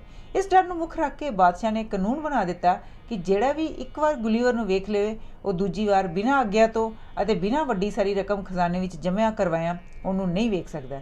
ਇਸ ਤਰ੍ਹਾਂ ਭੀੜ ਕੁਝ ਘਟ ਗਈ, ਪਰ ਫਿਰ ਵੀ ਕਈ ਲੋਕ ਕੜੀ ਮੁੜੀ ਉਹਨੂੰ ਵੇਖਣ ਲਈ ਆ ਜਾਂਦੇ ਸਨ, ਜਿਸ ਨਾਲ ਖਜ਼ਾਨੇ ਵਿੱਚ ਕਾਫੀ ਵਾਧਾ ਹੋਇਆ। ਗੁਲੀਵਰ 'ਤੇ ਸਰਕਾਰੀ ਖਰਚ ਇਤਨਾ ਜ਼ਿਆਦਾ ਹੋ ਰਿਹਾ ਸੀ ਕਿ ਬਾਦਸ਼ਾਹ ਤੇ ਉਹਦੇ ਅਹਿਲਕਾਰਾਂ ਨੂੰ ਸੋਚਣਾ ਪਿਆ ਕਿ ਗੁਲੀਵਰ ਤੋਂ ਕਿਸ ਤਰ੍ਹਾਂ ਛੁਟਕਾਰਾ ਪਾਇਆ ਜਾਏ। ਜੇ ਉਹਨੂੰ ਹੋਰ ਕੁਝ ਸਮਾਂ ਖਵਾਉਣਾ ਪਿਆ ਤਾਂ ਡਰ ਸੀ ਕਿ ਦੇਸ਼ ਵਿੱਚ ਜਲਦੀ ਹੀ ਕਾਲ ਪੈ ਜਾਵੇਗਾ। ਨਾਲ ਇਹ ਵੀ ਡਰ ਸੀ ਕਿ ਜੇ ਉਹ ਕਿਸੇ ਦਿਨ ਕੈਦ ਉੱਥੋਂ ਛੁੱਟ ਗਿਆ, ਉਹ ਸਾਰਿਆਂ ਨੂੰ ਕਿਤੇ ਜਾਨੋਂ ਨਾ ਮਾਰ ਦੇਵੇ। ਕਈ ਸਿਆਣਿਆਂ ਨੇ ਤਾਂ ਇਹ ਸਲਾਹ ਵੀ ਦਿੱਤੀ ਕਿ ਉਹਨੂੰ ਭੁੱਖਾ ਰੱਖ ਕੇ ਹੌਲੀ ਖਤਮ ਕਰ ਦਿੱਤਾ ਜਾਏ। ਕਈਆਂ ਹੋਰਨਾਂ ਨੇ ਕਿਹਾ ਉਹਨੂੰ ਜ਼ਹਿਰੀਲੇ ਤੀਰਾਂ ਦਾ ਨਿਸ਼ਾਨਾ ਬਣਾ ਕੇ ਮੌਤ ਦੇ ਘਾਟ ਉਤਾਰ ਦਿੱਤਾ ਜਾਏ, ਪਰ ਇਸ ਗੱਲ 'ਤੇ ਸਾਰੇ ਹੀ ਸਹਿਮਤ ਸਨ ਕਿ ਉਹਨੂੰ ਕਿਸੇ ਹਾਲਤ ਵਿੱਚ ਵੀ ਜਿਉਂਦਾ ਨਹੀਂ ਰਹਿਣ ਦੇਣਾ ਚਾਹੀਦਾ।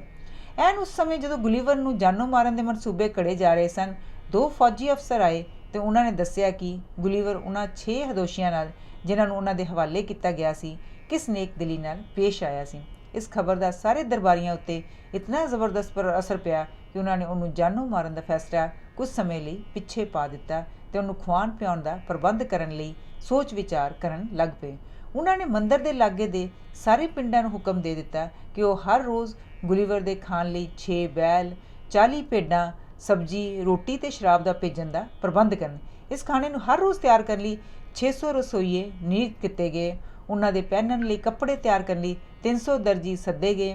6 ਬੜੇ ਵਿਦਵਾਨ ਪ੍ਰੋਫੈਸਰ ਉਹਨੂੰ ਗਿੱਠਮੁੱਠੀਆਂ ਦੀ ਬੋਲੀ ਸਿਖਾਉਣ ਲਈ ਨਿਯਤ ਕੀਤੇ ਗਏ। ਬਾਦਸ਼ਾਹ ਨੇ ਇੱਕ ਹੋਰ ਸਿਆਣਪ ਦੀ ਗੱਲ ਕੀਤੀ।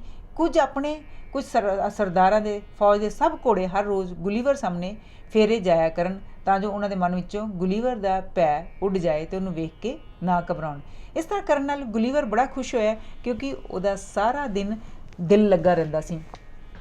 ਉਹਨੇ ਗਿੱਠਮੁੱਠੀਆਂ ਦੀ ਬੋਲੀ ਸਿੱਖਣ ਵੱਲ ਪੂਰਾ ਧਿਆਨ ਦੇਣਾ ਸ਼ੁਰੂ ਕਰ ਦਿੱਤਾ ਤੇ 3 ਕੁ ਹਫ਼ਤਿਆਂ ਵਿੱਚ ਹੀ ਉਹਨੇ ਗੁਜ਼ਾਰੇ ਜੋਗੀ ਬੋਲੀ ਸਿੱਖ ਵੀ ਲਈ।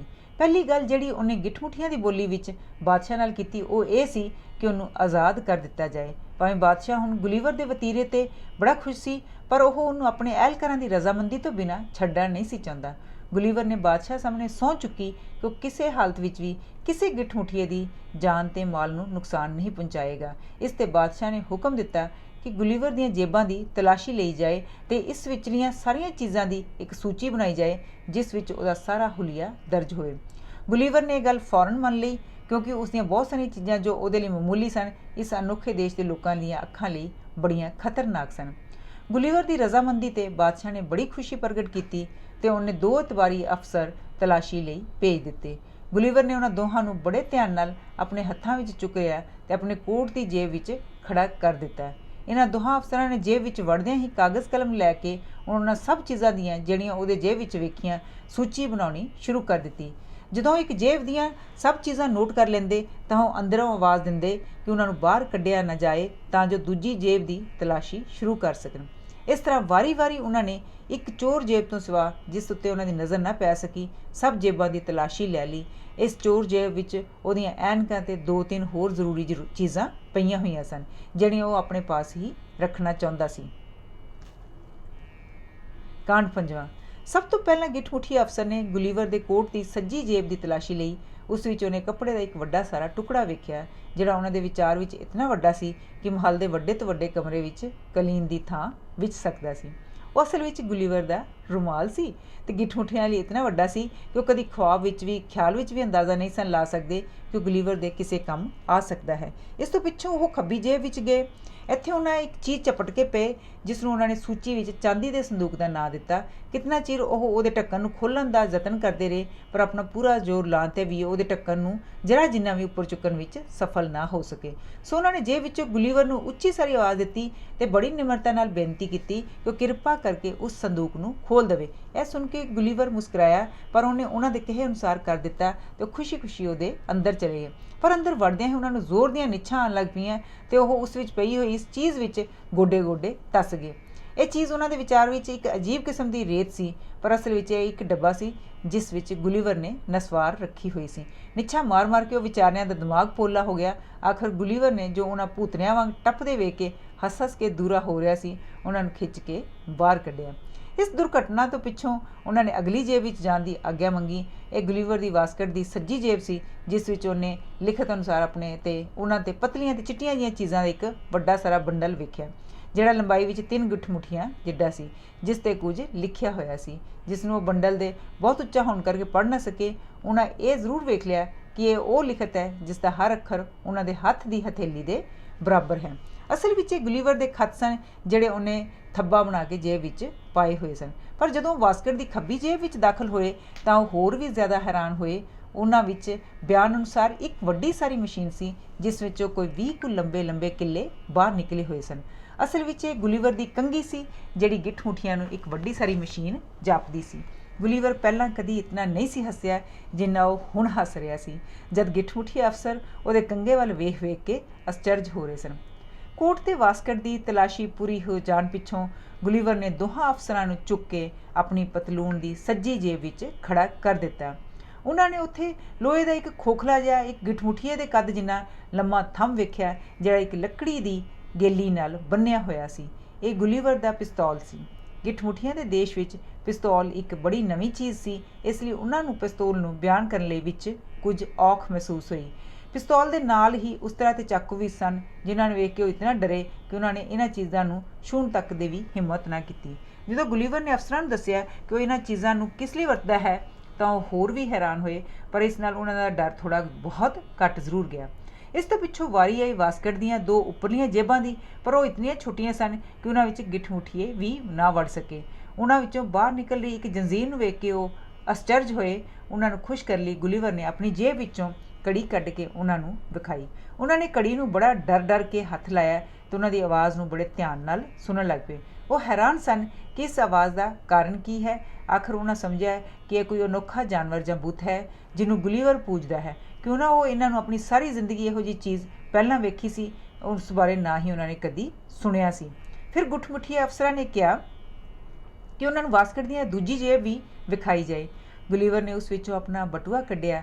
ਉਹਨੂੰ ਖੋਲ੍ਹ ਕੇ ਉਸ ਵਿੱਚੋਂ ਸੋਨੇ ਤੇ ਚਾਂਦੀ ਦੇ ਸਿੱਕੇ ਕੱਢ ਕੇ ਉਹਨਾਂ ਨੂੰ ਵਿਖਾਏ। ਉਹ ਦੋਵੇਂ ਅਫਸਰ ਸੋਨੇ ਦੀ ਮੋਹਰ ਨੂੰ ਵੇਖ ਕੇ ਆਪਸ ਵਿੱਚ ਗੱਲਾਂ ਕਰਨ ਲੱਗੇ ਕਿ ਇਹ ਸਿੱਕਾ ਜੇ ਅਸਲੀ ਹੈ ਤਾਂ ਬਹੁਤ ਹੀ ਕੀਮਤੀ ਹੋਵੇਗਾ ਅਤੇ ਕੀਮਤ ਵਿੱਚ ਬਾਦਸ਼ਾਹ ਦੇ ਤਾਜ ਤੋਂ ਕਿਸੇ ਲਿਹਾਜ਼ ਨਾਲ ਵੀ ਘੱਟ ਨਹੀਂ ਹੋ ਸਕਦਾ। ਹੁਣ ਤਲਾਸ਼ੀ ਦਾ ਕੰਮ ਖਤਮ ਤਾਂ ਹੋ ਗਿਆ ਫਿਰ ਵੀ ਗੁਲੀਵਰ ਨੇ ਉਹਨਾਂ ਨੂੰ ਆਪਣੀ ਪੇਟੀ ਵੀ ਵਿਖਾ ਦਿੱਤੀ ਜਿਸ ਵਿੱਚ ਇੱਕ ਪਾਸੇ ਤਲਵਾਰ ਤੇ ਦੂਜੇ ਪਾਸੇ ਇੱਕ ਬਰੂਦ ਨਾਲ ਪੜੀ ਹੋਈ ਥੈਲੀ ਲਟਕ ਰਹੀ ਸੀ। ਇਹਨਾਂ ਚੀਜ਼ਾਂ ਨੂੰ ਵੇਖ ਕੇ ਉਹ ਅੰਦਰੋਂ ਅੰਦਰ ਬੜਾ ਡਰੇ ਪਰ ਕਿਉਂਕਿ ਉਹ ਅਫਸਰ ਸਨ ਇਸ ਲਈ ਉਹਨਾਂ ਲਈ ਬਾਕੀਆਂ ਨੂੰ ਬਹਾਦਰ ਹੋਣਾ ਜ਼ਰੂਰੀ ਸੀ। ਉਹਨਾਂ ਨੇ ਪੂਰੀ ਕੋਸ਼ਿਸ਼ ਕੀਤੀ ਕਿ ਉਹਨਾਂ ਦੀ ਕਿਸੇ ਵੀ ਹਰਕਤ ਤੋਂ ਡਰ ਪ੍ਰਗਟ ਨਾ ਹੋਵੇ। ਜਦੋਂ ਇਹ ਸਾਰਾ ਕੰਸ ਮੁੱਕ ਗਿਆ ਤਾਂ ਗੁਲੀਵਰ ਤੇ ਉਹਨੂੰ ਪੁੰਜੇ ਖੜਾ ਕਰ ਦਿੱਤਾ ਗਿਆ ਤਾਂ ਉਹਨਾਂ ਦੀ ਚਿੰਤਾ ਦੂਰ ਹੋ ਗਈ।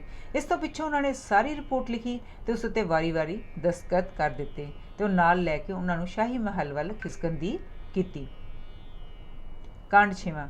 ਸਾਰੇ ਅਹਿਲਕਾਰ ਅਤੇ ਦਰਬਾਰੀ ਸ਼ਾਹੀ ਦਰਬਾਰ ਵਿੱਚ ਬੈਠੇ ਬੜੇ ਚਿੰਤਾਤੁਰ ਹੋ ਕੇ ਦੋਹਾਂ ਅਫਸਰਾਂ ਦੀਆਂ ਪਲ-ਪਲ ਉਡੀਕ ਕਰ ਰਹੇ ਸਨ। ਅੰਤ ਨੂੰ ਜਦੋਂ ਦੋਵੇਂ ਅਫਸਰ ਹਫਦੇ ਹੋਏ ਉੱਥੇ ਪਹੁੰਚੇ ਤਾਂ ਸਾਰੇ ਦਰਬਾਰੀ ਰਿਪੋਰਟ ਸੁਣਨ ਲਈ ਨੇੜੇ ਹੋ ਕੇ ਬੈਠ ਗਏ। ਬਾਦਸ਼ਾਹ ਨੇ ਜਲਦੀ ਰਿਪੋਰਟ ਉਹਨਾਂ ਦੇ ਹੱਥੀਂ ਫੜੀ ਤੇ ਪੜ੍ਹਨ ਲੱਗ ਪਿਆ। ਰਿਪੋਰਟ ਖਤਮ ਹੋਣ ਤੇ ਸਾਰੇ ਆਪਸ ਵਿੱਚ ਚਰਚਾ ਕਰਨ ਲੱਗ ਪਏ। ਆਖਰ ਉਹਨਾਂ ਨੇ ਫੈਸਲਾ ਕੀਤਾ ਕਿ ਇਹ ਸਭ ਚੀਜ਼ਾਂ ਜੋ ਗੁਲੀਵਰ ਕੋਲ ਹਨ ਉਸ ਪਾਸੋਂ ਲੈ ਆਉਣੀਆਂ ਚਾਹੀਦੀਆਂ ਹਨ ਤੇ ਉਹਨਾਂ ਦਾ ਚੰਗੀ ਤਰ੍ਹਾਂ ਮੁਆਇਨਾ ਕਰਨਾ ਚਾਹੀਦਾ ਹੈ। ਸੋ ਬਾਦਸ਼ਾਹ ਆਪਣੇ ਸਭ ਅਹਿਲਕਾਰਾਂ ਨੂੰ ਨਾਲ ਲੈ ਕੇ ਗੁਲੀਵਰ ਵੱਲ ਤੁਰ ਪਿਆ। ਬਾਦਸ਼ਾਹ ਨੇ ਫੌਜ ਦੇ ਇੱਕ ਦਸਤੇ ਨੂੰ ਵੀ ਨਾਲ ਲੈ ਜਾਣ ਦਾ ਹੁਕਮ ਦਿੱਤਾ ਤਾਂ ਜੋ ਗੁਲੀਵਰ ਦੇ ਹੀਲ ਹੁਜਤ ਕਰਨ ਤੇ ਉਹ ਇਹਨਾਂ ਚੀਜ਼ਾਂ ਨੂੰ ਉਸ ਤੋਂ ਜ਼ਬਰਦਸਤੀ ਖੋਇਆ ਜਾ ਸਕੇ। ਉਸ ਮੰਦਰ ਕੋਲ ਪਹੁੰਚ ਕੇ ਜਿੱਥੇ ਗੁਲੀਵਰ ਲੇਟਿਆ ਹੋਇਆ ਸੀ, ਬਾਦਸ਼ਾਹ ਨੇ ਉਹਨਾਂ ਨੂੰ ਆਪਣੇ ਆਉਣ ਦਾ ਕਾਰਨ ਸਮਝਾਇਆ ਤੇ ਉਹਨੂੰ ਆਪਣੀ ਤਲਵਾਰ ਕੱਢਣ ਲਈ ਕਿਹਾ। ਗੁਲੀਵਰ ਤਾਂ ਪਹਿਲਾਂ ਹੀ ਕੋਈ ਨਾ ਕੋਈ ਬਹਾਨਾ ਚਾਹੁੰਦਾ ਸੀ ਜਿਸ ਨਾਲ ਉਹ ਦਿਲ ਲੱਗੀ ਕਰ ਸਕੇ। ਸੋ ਉਹਨੇ ਆਪਣੇ ਉਸੇ ਵੇਲੇ ਮਿਆਨ ਵਿੱਚ ਤਲਵਾਰ ਕੱਢੀ ਤੇ ਬਾਦਸ਼ਾਹ ਦੇ ਸਿਰ ਉੱਤੇ ਹਵਾ ਵਿੱਚ 2-3 ਵਾਰ ਕੀਤੇ। ਤਲਵਾਰ ਦੀ ਲਿਸ਼ਕ ਨਾਲ ਬਹੁਤ ਸਾਰਿਆਂ ਦੀਆਂ ਅੱਖਾਂ ਚੁੰਦੇ ਆ ਗਈਆਂ ਤੇ ਉਹ ਡਰ ਨਾਲ ਭੈਭੀਤ ਹੋ ਗਏ। ਪਰ ਬਾਦਸ਼ਾਹ ਨੇ ਡਰ ਦਾ ਕੋਈ ਚਿੰਨ੍ਹ ਨਾ ਜ਼ਾਹਿਰ ਹੋਣ ਦਿੱਤਾ ਕਿਉਂਕਿ ਡਰਨਾ ਬਾਦਸ਼ਾਹ ਦੀ ਸ਼ਾਨ ਦੇ ਅਨੁਕੂਲ ਨਹੀਂ ਸਮਝਿਆ ਜਾਂਦਾ। ਬਾਦਸ਼ਾਹ ਸਲਾਮਤ ਦੇ ਹੁਕਮ ਦਿੱਤਾ ਕਿ ਗੁਲੀਵਰ ਆਪਣੀ ਤਲਵਾਰ ਨੂੰ ਮੁੜ ਕੇ ਮਿਆਨ ਵਿੱਚ ਪਾ ਦੇਵੇ ਅਤੇ ਜ਼ਮੀਨ ਤੇ ਰੱਖ ਦੇਵੇ। ਇਸ ਪਿੱਛੋਂ ਹਜ਼ੂਰ ਨੇ ਗੁਲੀਵਰ ਨੂੰ ਆਪਣਾ ਪਿਸਤੌਲ ਕੱਢਣ ਲਈ ਕਿਹਾ, ਪਰ ਪਿਸਤੌਲ ਬਾਦਸ਼ਾਹ ਦੇ ਹਵਾਲੇ ਕਰਨ ਤੋਂ ਪਹਿਲਾਂ ਗੁਲੀਵਰ ਚਾਹੁੰਦਾ ਸੀ ਕਿ ਤਮਾਸ਼ਾ ਲਾਉਣ ਲਈ ਜ਼ਰਾ ਵੇਖਿਆ ਜਾਵੇ ਕਿ ਇਹਦੀ ਆਵਾਜ਼ ਦਾ ਬਾਦਸ਼ਾਹ ਸਲਾਮਤ ਉੱਤੇ ਕੀ ਅਸਰ ਹੁੰਦਾ ਹੈ। ਇਸ ਲਈ ਉਹਨੇ ਉਹ ਗਿੱਠ-ਮੁੱਠੀਆਂ ਨੂੰ ਇਹਦੀ ਆਵਾਜ਼ ਦਾ ਗਿੱਠ-ਮੁੱਠੀਆਂ ਨੂੰ ਚੁਕੰਨੇ ਕਰ ਦਿੱਤਾ ਤੇ ਕਿਹਾ ਕਿ ਉਹ ਡਰ ਨੂੰ ਕਾਬੂ ਵਿੱਚ ਰੱਖਣ। ਜਦ ਉਹਨੇ ਪਿਸਤੌਲ ਦਾ ਮੂੰਹ ਉੱਪਰ ਵੱਲ ਕੀਤਾ ਤਾਂ ਸਭ ਗਿੱਠ-ਮੁੱਠੀਏ ਬੜੇ ਹੈਰਾਨ ਹੋ ਕੇ ਉਸ ਵੱਲ ਵੇਖਣ ਲੱਗ ਪਏ। ਜਿਵੇਂ ਹੀ ਗੁਲੀਵਰ ਨੇ ਘੋੜਾ ਦਬਾਇਆ, ਇੱਕ ਜ਼ਬਰਦਸਤ ਧਮਾਕਾ ਹੋਇਆ ਜਿਸ ਤੇ ਡਰ ਅਤੇ ਘਬਰਾਹਟ ਨਾਲ ਕਈ ਸੌ ਗਿੱਠ-ਮੁੱਠੀਏ ਮੂਰਛਾ ਖਾ ਕੇ ਥੱਲੇ ਡਿੱਗ ਪਏ। ਭਾਵੇਂ ਉਹਨਾਂ ਵਿੱਚੋਂ ਕਿਸੇ ਨੂੰ ਕੋਈ ਖਾਸ ਸੱਟ ਨਹੀਂ ਸੀ ਲੱਗੀ, ਫਿਰ ਵੀ ਬਾਦਸ਼ਾਹ ਨੇ ਡਰ ਦਾ ਕੋਈ ਚਿੰਨ੍ਹ ਮੂੰਹ ਤੇ ਨਾ ਪ੍ਰਗਟ ਹੋਣ ਦਿੱਤਾ। ਗੁਲੀਵਰ ਨੇ ਜੋ ਬਾਦਸ਼ਾਹ ਵੱਲ ਬੜੇ ਧਿਆਨ ਨਾਲ ਵੇਖ ਰਿਹਾ ਸੀ, ਉਹਦੀ ਬਹਾਦਰੀ ਅਤੇ ਨਿਡਰਤਾ ਦੀ ਬੜੀ ਤਾਰੀਫ ਕੀਤੀ। ਇਸ ਘਟਨਾ ਤੋਂ ਪਿੱਛੋਂ ਗੁਲੀਵਰ ਨੇ ਇੱਕ ਕਰਕੇ ਆਪਣੀਆਂ ਸਭ ਚੀਜ਼ਾਂ, ਪਿਸਤੌਲ, ਬਰੂਦ ਦਾ ਥੈਲਾ, ਸਿੱਕੇ, ਚਾਕੂ, ਉਸਤਰਾ, ਕੰਗੀ, ਨਸਵਾਰ, ਵਾਲਾ ਬਕਸ, ਰੁਮਾਲ ਅਤੇ ਕਾਗਜ਼ ਬਾਦਸ਼ਾਹ ਸਾਹਮਣੇ ਰੱਖ ਦਿੱਤੀਆਂ। ਬਾਦਸ਼ਾਹ ਨੇ ਸੂਚੀ ਨਾਲ ਸਭ ਚੀਜ਼ਾਂ ਮਿਲਾਈਆਂ ਤਾਂ ਜੋ ਉਹਨਾਂ ਵਿੱਚੋਂ ਕੋਈ ਵੀ ਚੀਜ਼ ਗੁਲੀਵਰ ਪਾਸ ਨਾ ਰਹਿ ਜਾਏ। ਫਿਰ ਉਹਨੇ ਆਪਣੇ ਹੱਥਾਂ ਨਾਲ ਉਹਨਾਂ ਨੂੰ ਵੱਖਰੀਆਂ 2 ਢੇਰੀਆਂ ਵਿੱਚ ਵੰਡ ਦਿੱਤਾ।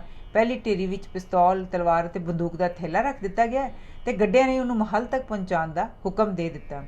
ਦੂਜੀ ਢੇਰੀ ਵਿੱਚ ਬਾਕੀ ਸਭ ਚੀਜ਼ਾਂ ਸਨ, ਉਹ ਬਾਦਸ਼ਾਹ ਸਲਾਮਤ ਨੇ ਗੁਲੀਵਰ ਨੂੰ ਵਾਪਸ ਕਰ ਦਿੱਤੀਆਂ। ਬਾਦਸ਼ਾਹ ਸਲਾਮਤ ਦੀ ਖੁੱਲ੍ਹਦਿਲੀ ਤੇ ਗੁਲੀਵਰ ਬੜਾ ਖੁਸ਼ ਹੋਇਆ ਕਿਉਂਕਿ ਉਹਨੂੰ ਡਰ ਸੀ ਕਿ ਉਹਦੀਆਂ ਸਭ ਚੀਜ਼ਾਂ ਜ਼ਬਤ ਕਰ ਲਈਆਂ ਜਾਣਗੀਆਂ। ਕਾਂਡ 7ਵਾਂ। ਇਸ ਤਰ੍ਹਾਂ ਗੁਲੀਵਰ ਕਾਫੀ ਸਮੇਂ ਤੱਕ ਗਿੱਠ-ਮੁੱਠੀਆਂ ਦੇ ਦੇਸ਼ ਵਿੱਚ ਬੜੀ ਖੁਸ਼ੀ ਨਾਲ ਅਤੇ ਮੌਜ ਵਿੱਚ ਰਿਹਾ। ਹੌਲੀ ਉਸ ਤੋਂ ਲੋਕਾਂ ਦਾ ਡਰ ਘਟ ਗਿਆ। ਕਈ ਵਾਰ ਤਾਂ 5-5, 6-6 ਗਿੱਠ-ਮੁੱਠੀਏ ਇਕੱਠੇ ਹੋ ਕੇ ਉਹਦੇ ਹੱਥ 'ਤੇ ਚੜ੍ਹ ਜਾਂਦੇ ਤੇ ਉਹਨਾਂ ਨੂੰ ਖੁਸ਼ ਕਰਨ ਲਈ ਖੂਬ ਨੱਚਦੇ ਟੱਪਦੇ। ਬੱਚੇ ਆ ਕੇ ਉਸ ਦੇ ਵਾਲਾਂ ਵਿੱਚ ਲੁਕਣ ਮਿੱਟੀ ਖੇਡਦੇ। ਕਈ ਵਾਰ ਤਾਂ ਉਹਨਾਂ ਦੇ ਖੇਡਣ ਮੱਲਣ ਨਾਲ ਉਹਦੇ ਵਾਲਾਂ ਵਿੱਚ ਬੜੀਆਂ ਅਟਕਾਂ ਪੈ ਜਾਂਦੀਆਂ ਸਨ, ਪਰ ਉਹ ਕੰਘੀ ਨਾਲ ਸਭ ਅਟਕਾਂ ਕੱਢ ਲੈਂਦਾ ਸੀ। ਉਹ ਬੱਚਿਆਂ ਦੀ ਖੇਡ ਨੂੰ ਕਦੀ ਬੁਰਾ ਨਹੀਂ ਮਨਾਉਂਦਾ ਸੀ, ਸਗੋਂ ਉਹਨਾਂ ਦੀਆਂ ਨਿੱਕੀਆਂ ਸ਼ਰਾਰਤਾਂ 'ਤੇ ਖੁਸ਼ ਹੁੰਦਾ ਸੀ। ਬਾਦਸ਼ਾਹ ਵੀ ਉਹਦੇ ਨਾਲ ਬੜਾ ਮਿੱਤਰਾਂ ਵਾਲਾ ਸਲੂਕ ਕਰਦਾ ਸੀ। ਇੱਕ ਵਾਰ ਉਹਨੇ ਗੁਲੀਵਰ ਦਾ ਮਨ ਪਰਚਾਉਣ ਲਈ ਉਹਦੇ ਸਾਹਮਣੇ ਰੱਸੀ 'ਤੇ ਨੱਚਣ ਵਾਲਿਆਂ ਦਾ ਤਮਾਸ਼ਾ ਕਰਵਾਇਆ, ਜਿਸ ਨੂੰ ਵੇਖ ਕੇ ਗੁਲੀਵਰ ਬੜਾ ਖੁਸ਼ ਹੋਇਆ। ਇਹ ਗੁੱਠ-ਮੁੱਠੀਆਂ ਦੀ ਇੱਕ ਕੌਮੀ ਖੇਡ ਸੀ। ਇਸ ਖੇਡ ਨੂੰ ਬਾਦਸ਼ਾਹ ਰਾਜ ਪ੍ਰਬੰਧ ਲਈ ਆਪਣੇ ਅਫਸਰ ਚੁਣਨ ਲਈ ਵਰਤਦਾ ਸੀ। ਜਦ ਕਦੇ ਵੀ ਬਾਦਸ਼ਾਹ ਨੂੰ ਕਿਸੇ ਨਵੇਂ ਵਜ਼ੀਰ ਦੀ ਲੋੜ ਪੈਂਦੀ, ਉਹ ਸਭ ਤੋਂ ਤਜਰਬੇਕਾਰ ਤੇ ਚੁਸਤ ਰੱਸੀ 'ਤੇ ਨੱਚਣ ਵਾਲਿਆਂ ਨੂੰ ਬੁਲਾ ਕੇ ਆਪਣੇ ਸਾਹਮਣੇ ਨਾਚ ਕਰਵਾਉਂਦਾ। ਜਿਹੜਾ ਵੀ ਸਭ ਤੋਂ ਵਧੀਆ ਨਾਚ ਕਰਦਾ ਉਹਨੂੰ ਉਹ ਆਪਣਾ ਵਜ਼ੀਰ ਚੁਣ ਲੈਂਦਾ। ਉਹਦੇ ਅਹਿਲਕਾਰਾਂ ਵਿੱਚੋਂ ਜਿਹੜੇ ਸਭ ਤੋਂ ਸੋਹਣਾ ਨਾਚ ਕਰਦੇ ਸਨ, ਇੱਕ ਤਾਂ ਵਜ਼ੀਰ ਖਾਨਾ ਫਿਲਮਨੈਪ ਸੀ ਤੇ ਦੂਜਾ ਬਾਦਸ਼ਾਹ ਦਾ ਸਕੱਤਰ ਰੈਲਡਰੈਸਲ ਸੀ। ਫਿਲਮਨੈਪ ਤਾਂ ਗੁਲੀਵਰ ਦਾ ਪੱਕਾ ਵੈਰੀ ਸੀ, ਪਰ ਰੈਲਡਰੈਸਲ ਉਹਦਾ ਮਿੱਤਰ ਸੀ। ਹਰ ਇੱਕ ਅਹਿਲਕਾਰ ਨੇ ਵੱਖਰੇ ਰੰਗ ਦੇ ਰਿਬਨ ਪਾਏ ਹੋਏ ਸਨ, ਜਿਨ੍ਹਾਂ ਤੋਂ ਪਤਾ ਲੱਗ ਸਕੇ ਕਿ ਨਾਚ ਵਿੱਚ ਕਿਹੜਾ ਕਿੰਨੀ ਕੁ ਮਹਾਰਤ ਹਾਸਲ ਰੱਖਦਾ ਹੈ। ਨੀਲੇ ਰੰਗ ਦਾ ਰਿਬਨ ਕੇਵਲ ਉਹਨਾਂ ਲੋਕਾਂ ਨੂੰ ਮਿਲਦਾ ਸੀ ਜਿਹੜੇ ਦਰਜਾ ਅਵਲ 'ਤੇ ਨੱਚਣ ਵਾਲੇ ਸਨ। ਲਾਲ ਰਿਬਨ ਵਾਲੇ ਦੂਜੇ ਦਰਜੇ ਦੇ ਅਤੇ ਹਰੇ ਰੰਗ 'ਤੇ ਤੀਜੇ ਦਰਜੇ 'ਤੇ ਸਨ। ਇਹ ਤਿੰਨੇ ਕਿਸਮ ਦੇ ਰਿਬਨਾਂ ਵਾਲੇ ਆਪਣੇ ਆਪ ਨੂੰ ਬੜੇ ਪਾਟੇ ਖਾਂ ਸਮਝਦੇ ਸਨ। ਗੁਲੀਵਰ ਬਾਦਸ਼ਾਹ ਦੇ ਵਤੀਰੇ 'ਤੇ ਬੜਾ ਖੁਸ਼ ਸੀ। ਉਹ ਵੀ ਚਾਹੁੰਦਾ ਸੀ ਕਿ ਉਹ ਬਾਦਸ਼ਾਹ ਨੂੰ ਖੁਸ਼ ਕਰਨ ਲਈ ਕੋਈ ਕਰਤੱਵ ਕਰਕੇ ਦੱਸੇ। ਉਹਨੇ 2-2 ਫੁੱਟ ਲੰਮੇ ਕੁਝ ਡੰਡੇ ਮੰਗਵਾਏ। ਉਹਨਾਂ ਨੂੰ ਜ਼ਮੀਨ ਵਿੱਚ ਗੱਡ ਕੇ ਉਹਨੇ ਡੰਡਿਆਂ 'ਤੇ ਆਪਣਾ ਰੁਮਾਲ ਵਿਛਾ ਦਿੱਤਾ। ਫਿਰ ਉਸਨੇ ਸ਼ਾਹੀ ਰਸਾਲੇ ਦਾ ਇੱਕ ਦਸਤਾ ਉਸ 'ਤੇ ਚੁੱਕ ਕੇ ਰੱਖ ਦਿੱਤਾ ਤੇ ਉਹਨਾਂ ਨੇ ਉੱਥੇ ਡਰਿਲ ਕਰਨ ਲਈ ਕਿਹਾ। ਰਸਾਲੇ ਤੇ ਘੋੜ ਸਵਾਰਾਂ ਨੂੰ ਇਤਨੀ ਉੱਚੀ ਥਾਂ 'ਤੇ ਡਰਿਲ ਕਰਦਿਆਂ ਵੇਖ ਕੇ ਬਾਦਸ਼ਾਹ ਤੇ ਉਹਦੀ ਮਲਕਾ ਬੜੀ ਖੁਸ਼ ਹੋਏ पर गुलीवर ने बादशाह के कहण ते भी यह तमाशा दोबारा ना करवाया, क्योंकि घोड़े का सुंभ रुमाल विच अड़ गया सी, जिस नाल रुमाल थोड़ा जिहा फट गया सी। ते जे किते गुलीवर उस घोड़े नूं वेले सिर ना फड़ लैंदा तां ओह घोड़ा ते घोड़सवार दोवें जमीन ते डिग के सखत जख्मी हो जांदे। बहुत दिनों तो गुलीवर ये सोच रहा सी कि वह किस तरह मुड़ आज़ाद हो सकता है। आए दिन वह बादशाह पास अपनी आज़ादी लिए मंग करता रहिंदा सी। समुद्री जहाज़ां दे वड्डे सरदार बोल गलोम तो इलावा जिहड़ा गुलीवर का जानी दुश्मन सी, सारे एहलकार उन्होंने आज़ाद करन ते सहमत सन। इसलिए उन्हां दी मंग नूं हर वार ठुकराया जांदा सी। आखिर बहुत वारी कहण ते कुछ शर्तां ते लिलीपुट गिठमुठिया दे देश का नां विच फिरन तुरन की आग्ञा दे दित्ती गई। वो शर्तां ये सन, आग्ञा तो बिना गुलीवर गिठमुठिया के देश विचों किते भी बाहर ना जाए, बिना बुलाए वो राजधानी विच दाखिल होए ते जद भी कदी उन्होंने बुला भेजा जाए उत्थे तो 2 घंटे पहला गिठमुठिया नूं इतलाह मिल जाए तां जो अपने बचा लई अपने अपने घरां अंदर ही रहन। वो केवल जरनैली सड़कों उत्ते ही तुरे फिरे ते पैलियां विच बिल्कुल ना जाए। शहर विच तुरन फिरन वेले वो इस गल का खास ध्यान रखे कि उहदे पैरां थले कोई गिठमुठिया ना आ जाए, तो किसी भी गिठमुठिए नूं उस तों आग्ञा लए बिना हत्थ विच ना फड़े। जे सरकार वालों गुलीवर नूं कोई जरूरी सुनेहा ते किसी दूर शहर भेजना पवे तो सवार ते घोड़े दोहां नूं अपनी जेब विच पा के लै जाए ते जद काम पूरा हो जाए तां घोड़े ते घोड़सवार दोहां नूं फेर वापस लै आवे। ब्लैफसकू दे टापू ते रहण वालियां नाल लड़ाई समय वो गिठमुठियां दी सहायता करे। वो महल दे गिरद एक मजबूत कंध बनाउण विच मदद देवे। वो टापू दे गिरद एक पूरा चक्कर ला के ठीक ठीक दसे कि टापू कितना क वड्डा है। इस सारी सेवा के बदले उन्होंने हर रोज़ 1724 गिठमुठियां जिन्नी खुराक मिलेगी तो उन्होंने आग्ञा होगी कि जदों जी चाहे बादशाह सलामत नूं मिल सके। गुलीवर ने यह सब शर्तां मन लियां, भावें विच 1-2 ऐसियां सन जिहड़ियां कि उन्होंने पसंद नहीं सन, फिर भी उन्हें इन्हां शर्तां दे खुशी खुशी दस्तखत कर दिते। उस ते उन्हें बेड़ियां खोल दित्तियां गईयां ते उन्होंने देश विच तुरन फिरन दी पूरी खुल मिल गई। कांड 8वां। आज़ादी प्राप्त करन तो पिछों पहला काम गुलीवर ने यह किया कि गिठमुठिया की राजधानी विलडेंडोल जाण लई बादशाह तो बड़ी निमरता नाल आग्ञा मंगी, जो बादशाह सलामत ने बड़ी खुशी नाल दे दित्ती। पर बादशाह नाल ही उन्होंने इस गल्लों खबर कर दिता कि वो अपना हर कदम बड़े ध्यान नाल पुटे ते खास ख्याल रखे कि किसी गिठमुठिए दे जान माल का जरा जिन्ना नुकसान ना होवे। गुलीवर ने यह गल मान ली ते शर्त अनुसार उन्हें शहर वालियां नूं 2 घंटे पहला सूचना दे दित्ती ते शहर विच बाकायदा टंडोरा फेर दिता गया। विलडेंडो गिठमुठिया की राजधानी सी। यह शहर बड़े सुचज्जे ढंग नाल बनाया गया सी। इस दे चौगिर्द 2.5 फुट उच्चियां कंधां सन। सड़कों की चौड़ाई घट्टो घट्ट 11 इंच सी। दीवार के दोही पासी 10-10 फुट की दूरी के बड़े मजबूत चबूतरे बने हुए सन, जिहड़े वेखण वालियां ते शाही ताकत का बड़ा प्रभाव पाउंदे सन।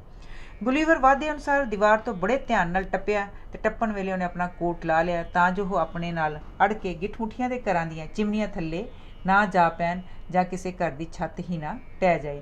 शहर के सारे लोग आपो अपने घरां अंदर सन। जद गुलीवर ने थल्ले वल नज़र फेरी तां उन्हें पता लगा कि शहर के सारे गिठमुठिए घरां दीयां बारियां विचों तौणा कढ के बड़ी हैरानी नाल उहदी वल वेख रहे सन ते एक दूजे नूं सैनता कर करके गुलीवर बारे अपने विचार दस रहे सन।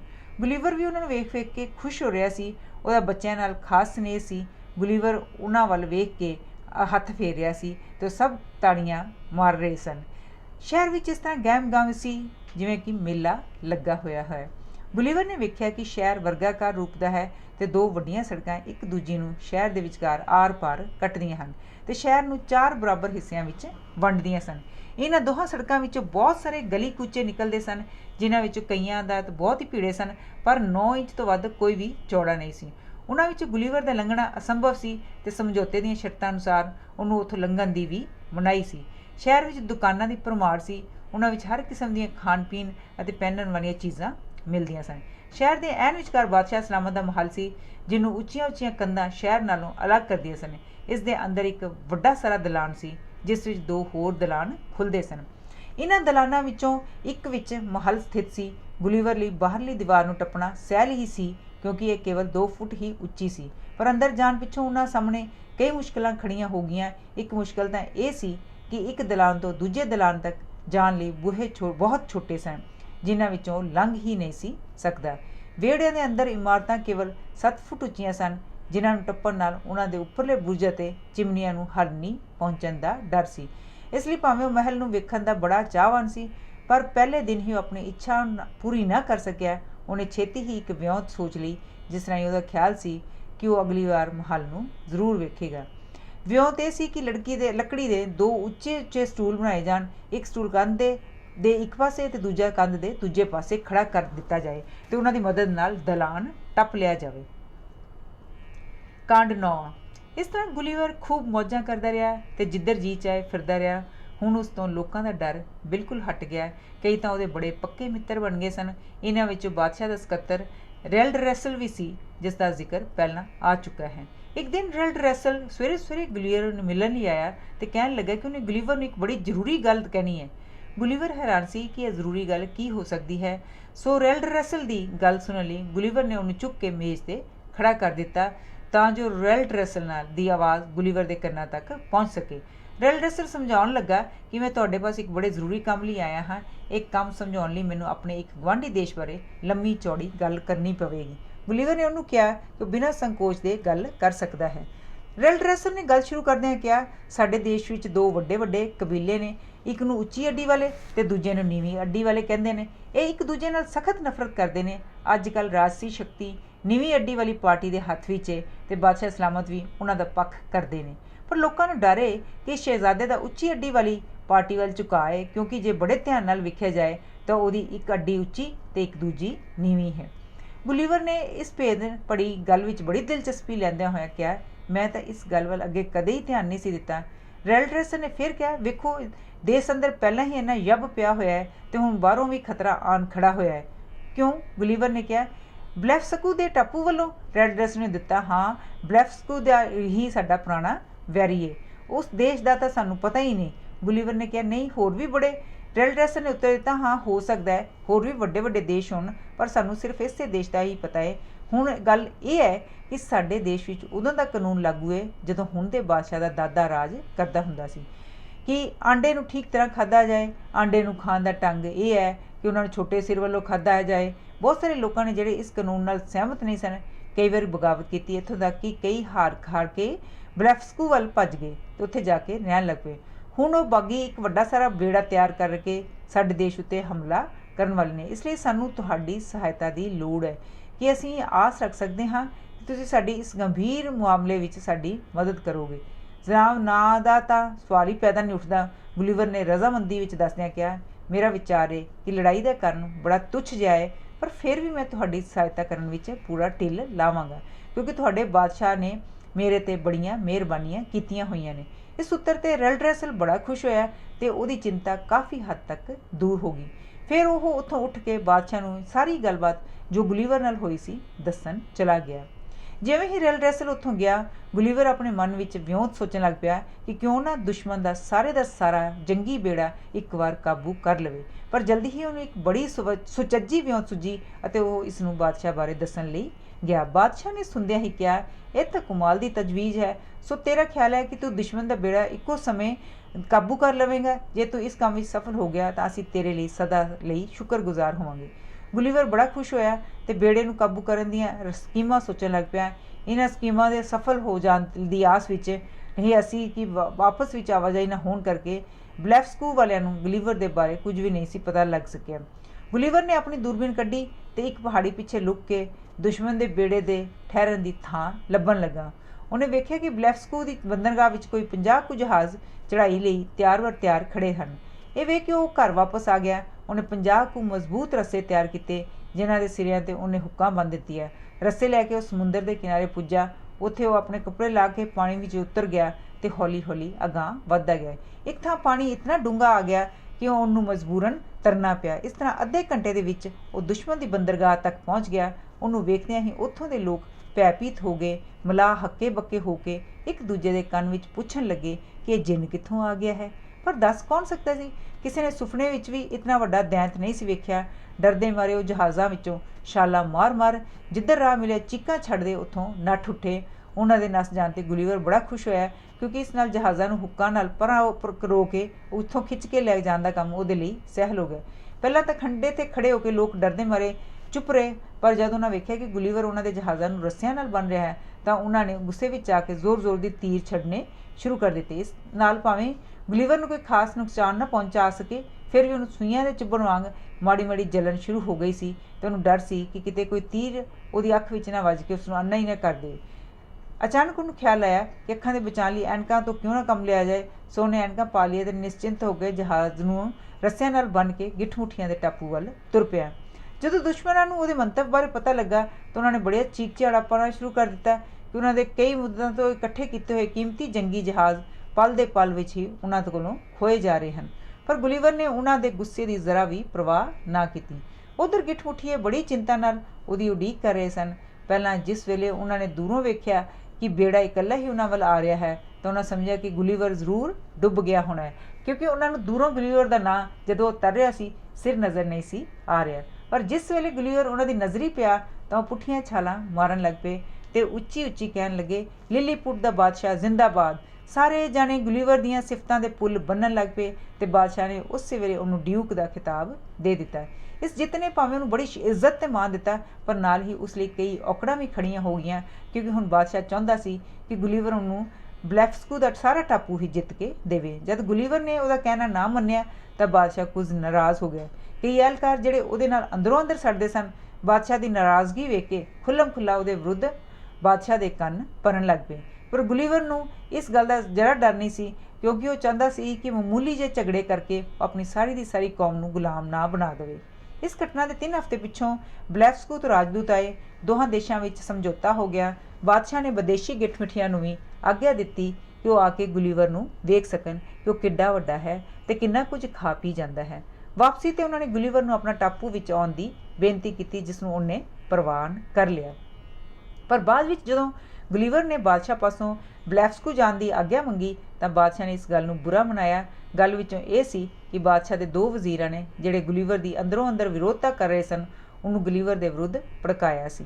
ਗੁਲੀਵਰ ਗਿੱਠ-ਮੁੱਠੀਆਂ ਦੇ ਬਾਦਸ਼ਾਹ ਨੂੰ ਬੜਾ ਪਸੰਦ ਕਰਦਾ ਸੀ, ਇਸ ਲਈ ਉਹਨੂੰ ਬੜਾ ਦੁੱਖ ਹੋਇਆ ਕਿ ਬਾਦਸ਼ਾਹ ਉਸ ਦੀ ਨੀਅਤ 'ਤੇ ਸ਼ੱਕ ਕਰਦਾ ਹੈ। ਇਸ ਦੇ ਬਾਵਜੂਦ ਵੀ ਗੁਲੀਵਰ ਨੇ ਬਲੈਫਸਕੂ ਜਾਣ ਵੱਲ ਪੱਕਾ ਇਰਾਦਾ ਕਰ ਲਿਆ। ਜਦੋਂ ਗੁਲੀਵਰ ਬਲੈਫਸਕੂ ਬਾਰੇ ਜਾਣ ਦੀ ਵਿਚਾਰ ਕਰ ਰਿਹਾ ਸੀ, ਉਸ ਦੇ ਦੁਸ਼ਮਣਾਂ ਨੇ, ਜਿਹੜੇ ਦਿਨ ਬ ਦਿਨ ਜ਼ੋਰ ਫੜ ਰਹੇ ਸਨ, ਉਸ 'ਤੇ ਖੁੱਲ੍ਹਮ-ਖੁੱਲ੍ਹਾ ਹਮਲਾ ਕਰਨ ਲਈ ਤਿਆਰੀਆਂ ਕਰ ਰਹੇ ਸਨ। ਗੁਲੀਵਰ ਦੇ ਵਿਰੁੱਧ ਸਭ ਸ਼ਿਕਾਇਤਾਂ ਦੀ ਸੂਚੀ ਤਿਆਰ ਕਰਕੇ ਬਾਦਸ਼ਾਹ ਸਲਾਮਤ ਸਾਹਮਣੇ ਜਾ ਪੇਸ਼ ਕੀਤੀ। ਗੁਲੀਵਰ ਇਸ ਸਾਜ਼ਿਸ਼ ਬਾਰੇ ਬਿਲਕੁਲ ਬੇਖਬਰ ਸੀ, ਇਸ ਲਈ ਉਹਨੂੰ ਇੱਕ ਦਿਨ ਸਖਤ ਹੈਰਾਨੀ ਹੋਈ ਜਦੋਂ ਇੱਕ ਉੱਚ ਪਦਵੀ ਵਾਲਾ ਐਲਕਾਰ ਚੁੱਪ-ਚੁਪੀਤਾ ਰਾਤ ਦੇ ਸਮੇਂ ਬਿਨਾਂ ਕੁਝ ਦੱਸਿਆਂ ਅੰਦਰ ਆ ਗਿਆ ਅਤੇ ਬੜੀ ਸੰਜੀਦਗੀ ਨਾਲ ਉਹਦੇ ਸਾਹਮਣੇ ਝੁਕ ਕੇ ਕਹਿਣ ਲੱਗਾ, ਹਜ਼ੂਰ, ਮੈਂ ਤੁਹਾਡੇ ਪਾਸ ਇੱਕ ਬਹੁਤ ਜ਼ਰੂਰੀ ਬੇਨਤੀ ਕਰਨਾ ਚਾਹੁੰਦਾ ਹਾਂ। ਕਹੋ, ਕੀ ਗੱਲ ਏ? ਗੁਲੀਵਰ ਨੇ ਉਹਨੂੰ ਚੁੱਕ ਕੇ ਮੇਜ਼ 'ਤੇ ਬਿਠਾਉਂਦਿਆਂ ਹੋਇਆ ਕਿਹਾ।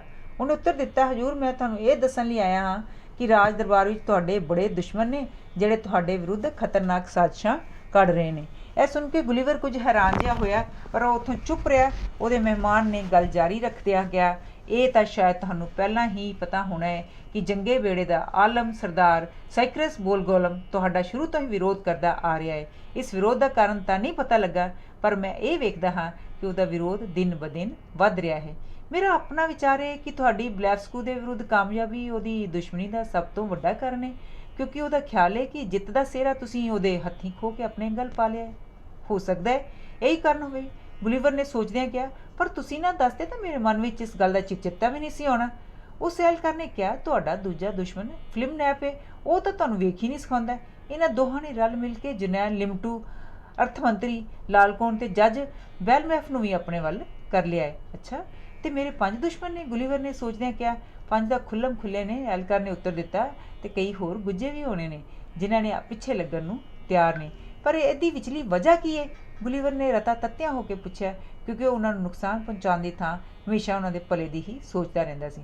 ਉਸ ਐਲਕਾਰ ਨੇ ਕਿਹਾ, ਉਹ ਤੁਹਾਡੇ ਨਾਲ ਸਖਤ ਕਿਰਨਾ ਕਰਦੇ ਨੇ ਅਤੇ ਉਹ ਆਪਣੇ ਵੱਲ ਸਭ ਇੱਕ ਬਿੱਲ ਪੇਸ਼ ਕਰਨਾ ਚਾਹੁੰਦੇ ਨੇ ਜਿਸ ਵਿੱਚ ਤੁਹਾਨੂੰ ਦੇਸ਼ ਧਰੋਹੀ ਕਰਾਰ ਦਿੱਤਾ ਜਾ ਰਿਹਾ ਹੈ। ਪਰ ਕਿਉਂਕਿ ਤੁਸੀਂ ਮੇਰੀ ਹਮੇਸ਼ਾ ਹਮਾਇਤ ਕਰਦੇ ਰਹੇ ਹੋ ਅਤੇ ਮੇਰੀ ਤਰੱਕੀ ਵਿੱਚ ਤੁਹਾਡਾ ਬੜਾ ਹੱਥ ਹੈ, ਇਸ ਲਈ ਮੈਂ ਉਹਨਾਂ ਦੇਸ਼ਾਂ ਦੀ ਜਿਹੜੇ ਤੁਹਾਡੇ 'ਤੇ ਲਾਏ ਗਏ ਹਨ ਇੱਕ ਨਕਲ ਲਿਆਇਆ ਹਾਂ, ਭਾਵੇਂ ਇਸ ਕੰਮ ਦੀ ਸਜ਼ਾ ਮੌਤ ਹੈ। ਗੁਲੀਵਰ ਉਹ ਨਕਲ ਫੜ ਕੇ ਪੜ੍ਹਨ ਲੱਗ ਪਿਆ। ਪਹਿਲਾ ਦੋਸ਼ ਇਹ ਸੀ ਕਿ ਉਹਨੇ ਬਾਦਸ਼ਾਹ ਦੇ ਹੁਕਮ ਕਰਨ 'ਤੇ ਵੀ ਬਲੈਫਸਕੂ ਨੂੰ ਜਿੱਤਣ ਵਿੱਚ ਸਹਾਇਤਾ ਦੇਣ ਤੋਂ ਨਾ ਕਰ ਦਿੱਤੀ ਸੀ। ਦੂਜਾ ਦੋਸ਼ ਸੀ ਕਿ ਉਹਨੇ ਲੜਾਈ ਨੂੰ ਜਾਰੀ ਰੱਖਣ ਲਈ ਥਾਂ ਸੁਲ੍ਹਾ ਕਰਨ 'ਤੇ ਜ਼ੋਰ ਪਾਇਆ ਸੀ। ਤੀਜਾ ਦੋਸ਼ ਇਹ ਸੀ ਕਿ ਉਹਨੇ ਬਲੈਫਸਕੂ ਜਾਣ ਦੀ ਆਗਿਆ ਮੰਗੀ ਜਿੱਥੇ ਉਹ ਜਾਣਾ ਚਾਹੁੰਦਾ ਹੈ। ਬਸ ਇਹੀ ਦੋਸ਼ ਹੈ? ਗੁਲੀਵਰ ਨੇ ਪੁੱਛਿਆ। ਹਾਂ ਹਜ਼ੂਰ। ਅਹਿਲਕਾਰ ਨੇ ਉੱਤਰ ਦਿੱਤਾ। ਹੋਰ ਵੀ ਛੋਟੇ ਮੋਟੇ ਕਈ ਦੋਸ਼ ਨੇ, ਪਰ ਉਹਨਾਂ ਦੀ ਪਰਵਾਹ ਨਾ ਕਰੋ। ਇੱਕ ਖੁਸ਼ੀ ਦੀ ਗੱਲ ਇਹ ਹੈ ਕਿ ਬਾਦਸ਼ਾਹ ਸਲਾਮਤ ਤੁਹਾਡੇ ਪੱਖ ਵਿੱਚ ਹਨ ਤੇ ਉਹ ਨਹੀਂ ਚਾਹੁੰਦੇ ਕਿ ਤੁਹਾਨੂੰ ਕਿਸੇ ਕਿਸਮ ਦਾ ਨੁਕਸਾਨ ਪਹੁੰਚੇ। ਫਿਲਮ ਨੈਪ ਤੇ ਬੋਲਗੋਲਮ ਨੇ ਬੜਾ ਢਿੱਲ ਲਾਇਆ ਕਿ ਇਹ ਤੁਹਾਨੂੰ ਕੋ ਕੇ ਮਾਰਿਆ ਜਾਏ, ਤੁਹਾਡੇ ਬਿਸਤਰੇ ਤੇ ਜ਼ਹਿਰ ਛਿੜਕ ਦਿੱਤਾ ਜਾਏ, ਜਿਸ ਦੇ ਅਸਰ ਨਾਲ ਤੁਸੀਂ ਤੜਫ ਕੇ ਮਰ ਜਾਓ, ਤਾਂ ਜਾਂ ਜਦੋਂ ਤੁਸੀਂ ਸੁੱਤੇ ਹੋਵੋ ਤੁਹਾਡੇ ਮਕਾਨ ਨੂੰ ਅੱਗ ਲਾ ਦਿੱਤੀ ਜਾਏ, ਤਾਂ ਜਦੋਂ ਤੁਸੀਂ ਅੱਗ ਵਿੱਚ ਸੜ ਰਹੇ ਹੋਵੋਗੇ ਤਾਂ ਤੁਹਾਡੇ ਤੇ ਜ਼ਹਿਰੀਲੇ ਤੀਰਾਂ ਦੀ ਬੁਛਾੜ ਕੀਤੀ ਜਾਵੇ। ਕਈ ਹੋਰਾਂ ਨੇ ਵੀ ਤੁਹਾਨੂੰ ਮਾਰਨ ਦੀ ਸਲਾਹ ਦਿੱਤੀ ਹੈ, ਪਰ ਬਾਦਸ਼ਾਹ ਸਲਾਮਤ ਚਾਹੁੰਦੇ ਨੇ ਕਿ ਉਹ ਤੁਹਾਨੂੰ ਬਚਾ ਲਿਆ ਜਾਵੇ। ਇਸ ਲਈ ਉਹਨਾਂ ਨੇ ਕਈਆਂ ਅਹਿਲਕਾਰਾਂ ਨੂੰ ਵੀ ਆਪਣੇ ਖਿਆਲਾਂ ਨਾਲ ਸਹਿਮਤ ਕਰ ਲਿਆ ਹੈ। ਰੈਲਡਰੈਸਲ ਨੇ ਵੀ, ਜੋ ਤੁਹਾਡਾ ਮਿੱਤਰ ਹੈ, ਤੁਹਾਡੀਆਂ ਸਾਡੇ ਦੇਸ਼ ਨਾਲ ਕੀਤੀਆਂ ਮਿਹਰਬਾਨੀਆਂ ਦਰਬਾਰ ਵਿੱਚ ਗਿਣ ਕੇ ਸੁਣਾਈਆਂ ਗਈਆਂ ਨੇ। ਰੈਲਡਰੈਸਲ ਨੇ ਇਹ ਤਜਵੀਜ਼ ਪੇਸ਼ ਕੀਤੀ ਕਿ ਤੁਹਾਡੀਆਂ ਦੋਵੇਂ ਅੱਖਾਂ ਕੱਢ ਦਿੱਤੀਆਂ ਜਾਣ, ਜਿਸ ਨਾਲ ਤੁਹਾਨੂੰ ਕੋਈ ਨੁਕਸਾਨ ਨਾ ਤਾਂ ਕਰ ਸਕੋਗੇ, ਪਰ ਲੋੜ ਪੈਣ 'ਤੇ ਦੇਸ਼ ਦੀ ਸਹਾਇਤਾ ਜ਼ਰੂਰ ਕਰ ਸਕੋਗੇ। ਇਹ ਤਜਵੀਜ਼ ਸਭ ਨੂੰ ਪਸੰਦ ਆਈ ਹੈ। ਅੱਛਾ, ਤੇ ਮੇਰੀਆਂ ਅੱਖਾਂ ਕੱਢੀਆਂ ਜਾ ਰਹੀਆਂ ਨੇ, ਪਰ ਕਦੋਂ? ਗੁਲੀਵਰ ਨੇ ਉੱਚੀ ਸਰੀ ਹੱਸਦਿਆਂ ਪੁੱਛਿਆ। ਅਹਿਲਕਾਰ ਨੇ ਉੱਤਰ ਦਿੱਤਾ, 3 ਦਿਨਾਂ ਦੇ ਅੰਦਰ ਅੰਦਰ ਇੱਕ ਵਜ਼ੀਰ ਤੁਹਾਡੇ ਪਾਸ ਆਏਗਾ ਤੇ ਤੁਹਾਡੇ ਤੇ ਲੱਗੇ ਦੋਸ਼ ਪੜ੍ਹ ਕੇ ਤੁਹਾਨੂੰ ਸੁਣਾਏਗਾ ਤੇ ਕਹੇਗਾ ਕਿ ਬਾਦਸ਼ਾਹ ਸਲਾਮਤ ਨੇ ਤੁਹਾਡੇ ਦੇ ਲਈ ਬੜੀ ਮਿਹਰ ਕਰਕੇ ਤੁਹਾਡੀ ਜਾਨ ਬਖਸ਼ ਦਿੱਤੀ ਹੈ। ਫਿਰ ਤਾਂ ਜਦੋਂ ਤੁਸੀਂ ਫਰਸ਼ 'ਤੇ ਲੇਟੇ ਹੋਵੋਗੇ ਤਾਂ 20 ਕੁ ਡਾਕਟਰ ਤੁਹਾਡੀਆਂ ਅੱਖਾਂ ਵਿੱਚ ਤੀਰ ਮਾਰਨਗੇ ਤੇ ਤੁਸੀਂ ਅੰਨੇ ਹੋ ਜਾਵੋਗੇ। ਹੁਣ ਮੈਂ ਜਾ ਰਿਹਾ ਹਾਂ, ਕਿਉਂਕਿ ਜੇ ਕਿਤੇ ਮੇਰੇ ਇੱਥੇ ਆਉਣ ਬਾਰੇ ਪਤਾ ਲੱਗ ਗਿਆ ਕਿ ਮੈਂ ਮਾਰਿਆ ਜਾਵਾਂਗਾ। ਗੁਲੀਵਰ ਨੇ ਉਹਦਾ ਬੜਾ ਧੰਨਵਾਦ ਕੀਤਾ ਤੇ ਉਹਨੂੰ ਉੱਥੋਂ ਜਾਣ ਦੀ ਆਗਿਆ ਦੇ ਦਿੱਤੀ। ਜਦੋਂ ਅਹਿਲਕਾਰ ਉੱਥੋਂ ਚਲਾ ਗਿਆ ਤਾਂ ਗੁਲੀਵਰ ਸੋਚਣ ਲੱਗਾ ਕਿ ਉਹਨੂੰ ਕੀ ਕਰਨਾ ਚਾਹੀਦਾ ਹੈ। ਉਹਨੇ ਮਨ ਵਿੱਚ ਪੱਕੀ ਠਾਣ ਲਈ ਕਿ ਉਹਨੂੰ ਹਰ ਹਾਲਤ ਵਿੱਚ ਉੱਥੋਂ ਖਿਸਕ ਜਾਣਾ ਚਾਹੀਦਾ ਹੈ, ਪਰ ਉਹ ਉੱਥੋਂ ਨਿਕਲੇ ਤਾਂ ਕਿਸ ਤਰ੍ਹਾਂ ਤੇ ਕਦੋਂ? ਪਹਿਲਾਂ ਤਾਂ ਉਹਦੇ ਮਨ ਵਿੱਚ ਖਿਆਲ ਆਇਆ ਕਿ ਉਹ ਰਾਜਧਾਨੀ 'ਤੇ ਹਮਲਾ ਕਰਕੇ ਉੱਥੋਂ ਦੇ ਸਭ ਗਿੱਠਮੁੱਠੀਆਂ ਨੂੰ ਪੱਥਰਾਂ ਨਾਲ ਉਡਾ ਦੇਵੇ, ਪਰ ਫਿਰ ਉਹਨੂੰ ਯਾਦ ਆਇਆ ਕਿ ਉਹਨੇ ਇੱਕ ਬਾਦਸ਼ਾਹ ਦੀਆਂ ਕੀਤੀਆਂ ਮਿਹਰਬਾਨੀਆਂ ਕਰਕੇ ਉਸ ਨਾਲ ਇਕਰਾਰ ਕੀਤਾ ਹੋਇਆ ਹੈ ਕਿ ਕਿਸੇ ਗਿੱਠਮੁੱਠੀਆਂ ਨੂੰ ਨੁਕਸਾਨ ਨਹੀਂ ਪਹੁੰਚਾਉਣਾ। ਉਹਨਾਂ ਤੋਂ ਬਚਣ ਦਾ ਸਭ ਤੋਂ ਤਰੀਕਾ ਇਹੀ ਸੀ ਕਿ ਉਹ ਨੱਸ ਕੇ ਬਲੈਫਸਕੂ ਦੇ ਟਾਪੂ ਵੱਲ ਚਲਾ ਜਾਏ, ਜੋ ਕਿਸੇ ਨੂੰ ਬਿਨਾਂ ਦੱਸਿਆ ਉੱਥੇ ਉਸੋਂ ਵੱਲ ਤੁਰ ਪਿਆ ਤੇ ਕਿਨਾਰੇ 'ਤੇ ਪਹੁੰਚ ਕੇ ਉਹਨੇ ਉੱਥੇ ਖੜੇ ਸਭ ਤੋਂ ਵੱਡੇ ਜੰਗੀ ਜਹਾਜ਼ ਵਿੱਚ ਆਪਣੀ ਰਜ਼ਾਈ ਤੇ ਕੱਪੜੇ ਰੱਖ ਦਿੱਤੇ ਤੇ ਕੁਝ ਹਿੱਸਾ ਪਾਣੀ ਵਿੱਚ ਤੁਰ ਕੇ ਤੇ ਕੁਝ ਤਰ ਕੇ ਉਹ ਜਲਦੀ ਹੀ ਬਲੈਫਸਕੂ ਵਿੱਚ ਪਹੁੰਚ ਗਿਆ। ਉਹਦੇ ਉੱਥੇ ਪਹੁੰਚੇ ਤੇ ਬੜੀਆਂ ਖੁਸ਼ੀਆਂ ਮਨਾਈਆਂ ਗਈਆਂ ਤੇ 2 ਜਣੇ ਫੌਰਨ ਉਹਦੀ ਰਾਜਧਾਨੀ ਤੱਕ ਲੈ ਗਏ। ਬਾਦਸ਼ਾਹ ਸਲਾਮਤ ਉਸੇ ਵੇਲੇ ਦਰਬਾਰ ਵਿੱਚੋਂ ਉੱਠ ਕੇ ਉਹਨੂੰ ਮਿਲਣ ਲਈ ਆਏ। ਗੁਲੀਵਰ ਬਾਦਸ਼ਾਹ ਦੇ ਨੇੜੇ ਪਹੁੰਚਦਿਆਂ ਹੀ ਧਰਤੀ 'ਤੇ ਲੇਟ ਗਿਆ ਤੇ ਉਹਨੇ ਪਹਿਲਾਂ ਬਾਦਸ਼ਾਹ ਤੇ ਫਿਰ ਮਲਕਾ ਦਾ ਹੱਥ ਚੁੰਮਿਆ। ਉਹਨੇ ਬਾਦਸ਼ਾਹ ਨੂੰ ਦੱਸਿਆ ਕਿ ਉਹ ਲਿਲੀਪੁਟ ਦੇ ਬਾਦਸ਼ਾਹ ਦੀ ਆਗਿਆ ਨਾਲ ਉੱਥੇ ਆਇਆ ਹੈ। ਇਸ 'ਤੇ ਬਾਦਸ਼ਾਹ ਨੇ ਉਹਦਾ ਬੜਾ ਨਿੱਘਾ ਸਵਾਗਤ ਕੀਤਾ। 3 ਦਿਨ ਗੁਲੀਵਰ ਨੇ ਬਲੈਫਸਕੂ ਦੇ ਟਾਪੂ ਵਿੱਚ ਕੱਟੇ। ਇਤਨੇ ਦਿਨ ਵਿੱਚ ਕੇਵਲ ਉਹ ਆਪਣੇ ਅਗਲੇ ਕਦਮ ਬਾਰੇ ਸੋਚਦਾ ਰਿਹਾ ਕਿ ਉਹ ਲਿਲੀਪੁਟ ਜਾ ਕੇ ਆਪਣੀ ਜਾਨ ਖਤਰੇ ਵਿੱਚ ਪਾ ਲੇ ਜਾਂ ਬਲੈਫਸਕੂ ਵਿੱਚ ਹੀ ਰਹੇ। ਬੈਠਣ ਉੱਠਣ ਜਾਂ ਸੌਣ ਲੱਗਿਆ ਹਰ ਵੇਲੇ ਆਪਣੇ ਬਚਾਅ ਦੀਆਂ ਵਿਉਂਤਾਂ ਸੋਚਦਾ ਰਹਿੰਦਾ ਸੀ। ਤੀਜੇ ਦਿਨ ਅਚਾਨਕ ਹੀ ਇੱਕ ਐਸੀ ਘਟਨਾ ਹੋਈ ਜਿਸ ਨਾਲ ਉਹਦਾ ਦਿਲ ਖੁਸ਼ੀ ਤੇ ਆਸ ਨਾਲ ਧੜਕਣ ਲੱਗਿਆ। ਉਹਨੂੰ ਦੂਰ ਸਮੁੰਦਰ ਵਿੱਚ ਕੰਢੇ ਤੋਂ ਕੋਈ ਅੱਧੀ ਕੁ ਮੀਲ 'ਤੇ ਇੱਕ ਚੀਜ਼ ਦਿਸੀ, ਜਿਹੜੀ ਉਲਟੀ ਹੋਈ ਆਮ ਸਾਈਜ਼ ਦੀ ਬੇੜੀ ਲੱਗਦੀ ਸੀ। ਉਹਨੂੰ ਵੇਖਦਿਆਂ ਹੀ ਗੁਲੀਵਰ ਨੇ ਕੱਪੜੇ ਲਾਉਣ ਬਿਨਾਂ ਹੀ ਪਾਣੀ ਵਿੱਚ ਛਾਲ ਮਾਰ ਦਿੱਤੀ। ਜਿਉਂ-ਜਿਉਂ ਉਹ ਚੀਜ਼ ਦੇ ਨੇੜੇ ਪਹੁੰਚਦਾ ਸੀ, ਉਹਨੂੰ ਯਕੀਨ ਹੋਈ ਜਾਂਦਾ ਸੀ ਕਿ ਉਹ ਸੱਚਮੁੱਚ ਹੀ ਇੱਕ ਬੇੜੀ ਹੈ, ਜਿਸ ਰਾਹੀਂ ਉਹ ਆਪਣੇ ਦੇਸ਼ ਨੂੰ ਵਾਪਸ ਪਹੁੰਚ ਜਾਣ ਦੀ ਆਸ ਰੱਖ ਸਕਦਾ ਸੀ। ਇਹ ਪੱਕਾ ਕਰਕੇ ਕਿ ਉਹ ਬੇੜੀ ਹੀ ਹੈ, ਗੁਲੀਵਰ ਵਾਪਸ ਕੰਢੇ 'ਤੇ ਆ ਗਿਆ। ਬਲੈਫਸਕੂ ਦੇ ਬਾਦਸ਼ਾਹ ਦੀ ਆਗਿਆ ਨਾਲ ਗੁਲੀਵਰ 20 ਕੁ ਸ਼ਾਦੀ ਜਹਾਜ਼ ਤੇ 3000 ਮਲਾਹ ਲੈ ਕੇ ਉਸ ਡੁੱਬੀ ਹੋਈ ਬੇੜੀ ਨੂੰ ਖਿੱਚ ਕੇ ਕੰਢੇ ਤੱਕ ਲੈ ਆਇਆ। ਗੁਲੀਵਰ ਨੇ ਉਹਦਾ ਚੰਗੀ ਤਰ੍ਹਾਂ ਮੁਆਇਨਾ ਕੀਤਾ ਤੇ ਵੇਖਿਆ ਕਿ ਉਹ ਥੋੜ੍ਹੀ ਜਿਹੀ ਮੁਰੰਮਤ ਨਾਲ ਠੀਕ ਹੋ ਜਾਵੇਗੀ। 10 ਦਿਨਾਂ ਦੀ ਮਿਹਨਤ ਅਤੇ ਬਲੈਫਸਕੂ ਦੇ ਗਿੱਠਮੁੱਠੀਆਂ ਦੇ ਸਹਿਯੋਗ ਨਾਲ ਉਹਨੇ ਬੇੜੀ ਬਿਲਕੁਲ ਤਿਆਰ ਕਰ ਲਈ। ਇਤਨੇ ਵਿੱਚ ਲਿਲੀਪੁਟ ਦੇ ਟਾਪੂ ਤੋਂ ਇੱਕ ਦੂਤ ਉੱਥੋਂ ਦੇ ਬਾਦਸ਼ਾਹ ਦੇ ਹੁਕਮ ਨਾਲ ਗੁਲੀਵਰ ਨੂੰ ਆਪਣੇ ਟਾਪੂ ਵੱਲ ਵਾਪਸ ਲੈਣ ਲਈ ਆਇਆ। ਇਸ 'ਤੇ ਗੁਲੀਵਰ ਬੜਾ ਹੈਰਾਨ ਸੀ। ਅਸਲ ਵਿੱਚ ਗੱਲ ਇਹ ਸੀ ਕਿ ਲਿਲੀਪੁਟ ਦੇ ਬਾਦਸ਼ਾਹ ਨੂੰ ਇਹ ਨਹੀਂ ਸੀ ਪਤਾ ਕਿ ਗੁਲੀਵਰ ਨੂੰ ਉਹਦੇ ਮਾਰਨ ਦੀ ਸਜ਼ਾ ਦਾ ਪਤਾ ਲੱਗ ਗਿਆ ਹੈ। ਉਹਦਾ ਖਿਆਲ ਸੀ ਕਿ ਜਦੋਂ ਸੱਦੇ ਜਾਣ 'ਤੇ ਗੁਲੀਵਰ ਵਾਪਸ ਆਏ ਤਾਂ ਗਾਤਾ ਉਹਨੂੰ ਸਜ਼ਾ ਦਿੱਤੀ ਜਾਏ, ਪਰ ਗੁਲੀਵਰ ਜਿਹੜਾ ਟਾਲ ਮਟੋਲੇ ਕਰਦਾ ਰਿਹਾ। ਬਹੁਤ ਦੇਰ ਕੋਈ ਜਵਾਬ ਨਾ ਆਉਣ 'ਤੇ ਬਾਦਸ਼ਾਹ ਨੇ ਉਸ ਦੇ ਲਾਏ ਦੋਸ਼ਾਂ ਦੀ ਨਕਲ ਕਰ ਲਾ ਕੇ ਭੇਜਿਆ ਕਿ ਗੁਲੀਵਰ ਨੂੰ ਉਸੇ ਵੇਲੇ ਉਹਦੀਆਂ ਮੁਸ਼ਕਾਂ ਬਣ ਕੇ ਲਿਲੀਪੁਟ ਵੱਲ ਭੇਜਿਆ ਜਾਏ ਤਾਂ ਜੋ ਉਹਨੂੰ ਕਾਨੂੰਨ ਅਨੁਸਾਰ ਸਜ਼ਾ ਮਿਲ ਸਕੇ। ਇਹ ਸੁਨੇਹਾ ਸੁਣ ਕੇ ਬਲੈਫਸਕੂ ਦਾ ਬਾਦਸ਼ਾਹ ਬੜਾ ਹੈਰਾਨ ਹੋਇਆ। ਉਹਨੇ ਆਪਣੇ ਮੰਤਰੀਆਂ ਨਾਲ ਸਲਾਹ ਕਰਕੇ ਜਵਾਬ ਭੇਜਿਆ ਕਿ ਉਹ ਗੁਲੀਵਰ ਨੂੰ ਕਿਸੇ ਹਾਲਤ ਵਿੱਚ ਵੀ ਵਾਪਸ ਭੇਜਣ ਲਈ ਤਿਆਰ ਨਹੀਂ, ਕਿਉਂਕਿ ਉਹ ਗੁਲੀਵਰ ਦਾ ਬੜਾ ਧੰਨਵਾਦੀ ਹੈ ਕਿ ਉਹਨੇ ਦੋਹਾਂ ਮੁਲਕਾਂ ਵਿੱਚ ਸੁਲ੍ਹ ਕਰਵਾ ਦਿੱਤੀ ਤੇ ਉਸਨੇ ਖੂਨ ਖਰਾਬੇ ਤੋਂ ਦੋਹਾਂ ਦੇਸ਼ਾਂ ਨੂੰ ਬਚਾਇਆ ਸੀ। ਨਾਲੇ ਉਹਨੇ ਇਹ ਵੀ ਲਿਖਿਆ ਕਿ ਗੁਲੀਵਰ ਮੁੜ ਆਪਣੇ ਦੇਸ਼ ਨੂੰ ਜਾਣ ਦੀਆਂ ਤਿਆਰੀਆਂ ਕਰ ਰਿਹਾ ਹੈ, ਇਸ ਲਈ ਲਿਲੀਪੁਟ ਵਾਲਿਆਂ ਲਈ ਉਸ ਤੋਂ ਸਦਾ ਲਈ ਛੁਟਕਾਰਾ ਖਤਮ ਹੋ ਜਾਵੇਗਾ। ਰਾਜਦੂਤ ਦੇ ਜਾਣ ਪਿੱਛੋਂ ਬਲੈਫਸਕੂ ਦੇ ਬਾਦਸ਼ਾਹ ਨੇ ਗੁਲੀਵਰ ਨੂੰ ਸਾਰਾ ਹਾਲ ਦੱਸਿਆ ਤੇ ਕਿਹਾ ਕਿ ਉਹਨੂੰ ਬਲੈਫਸਕੂ ਵਿੱਚ ਰਹਿਣ ਦੀ ਪੂਰੀ ਖਿੱਲ ਹੈ। ਜੇ ਉਹ ਚਾਹੇ ਤਾਂ ਉਹਨਾਂ ਦਾ ਮਹਿਮਾਨ ਬਣ ਕੇ ਘਰ ਠਹਿਰ ਸਕਦਾ ਹੈ।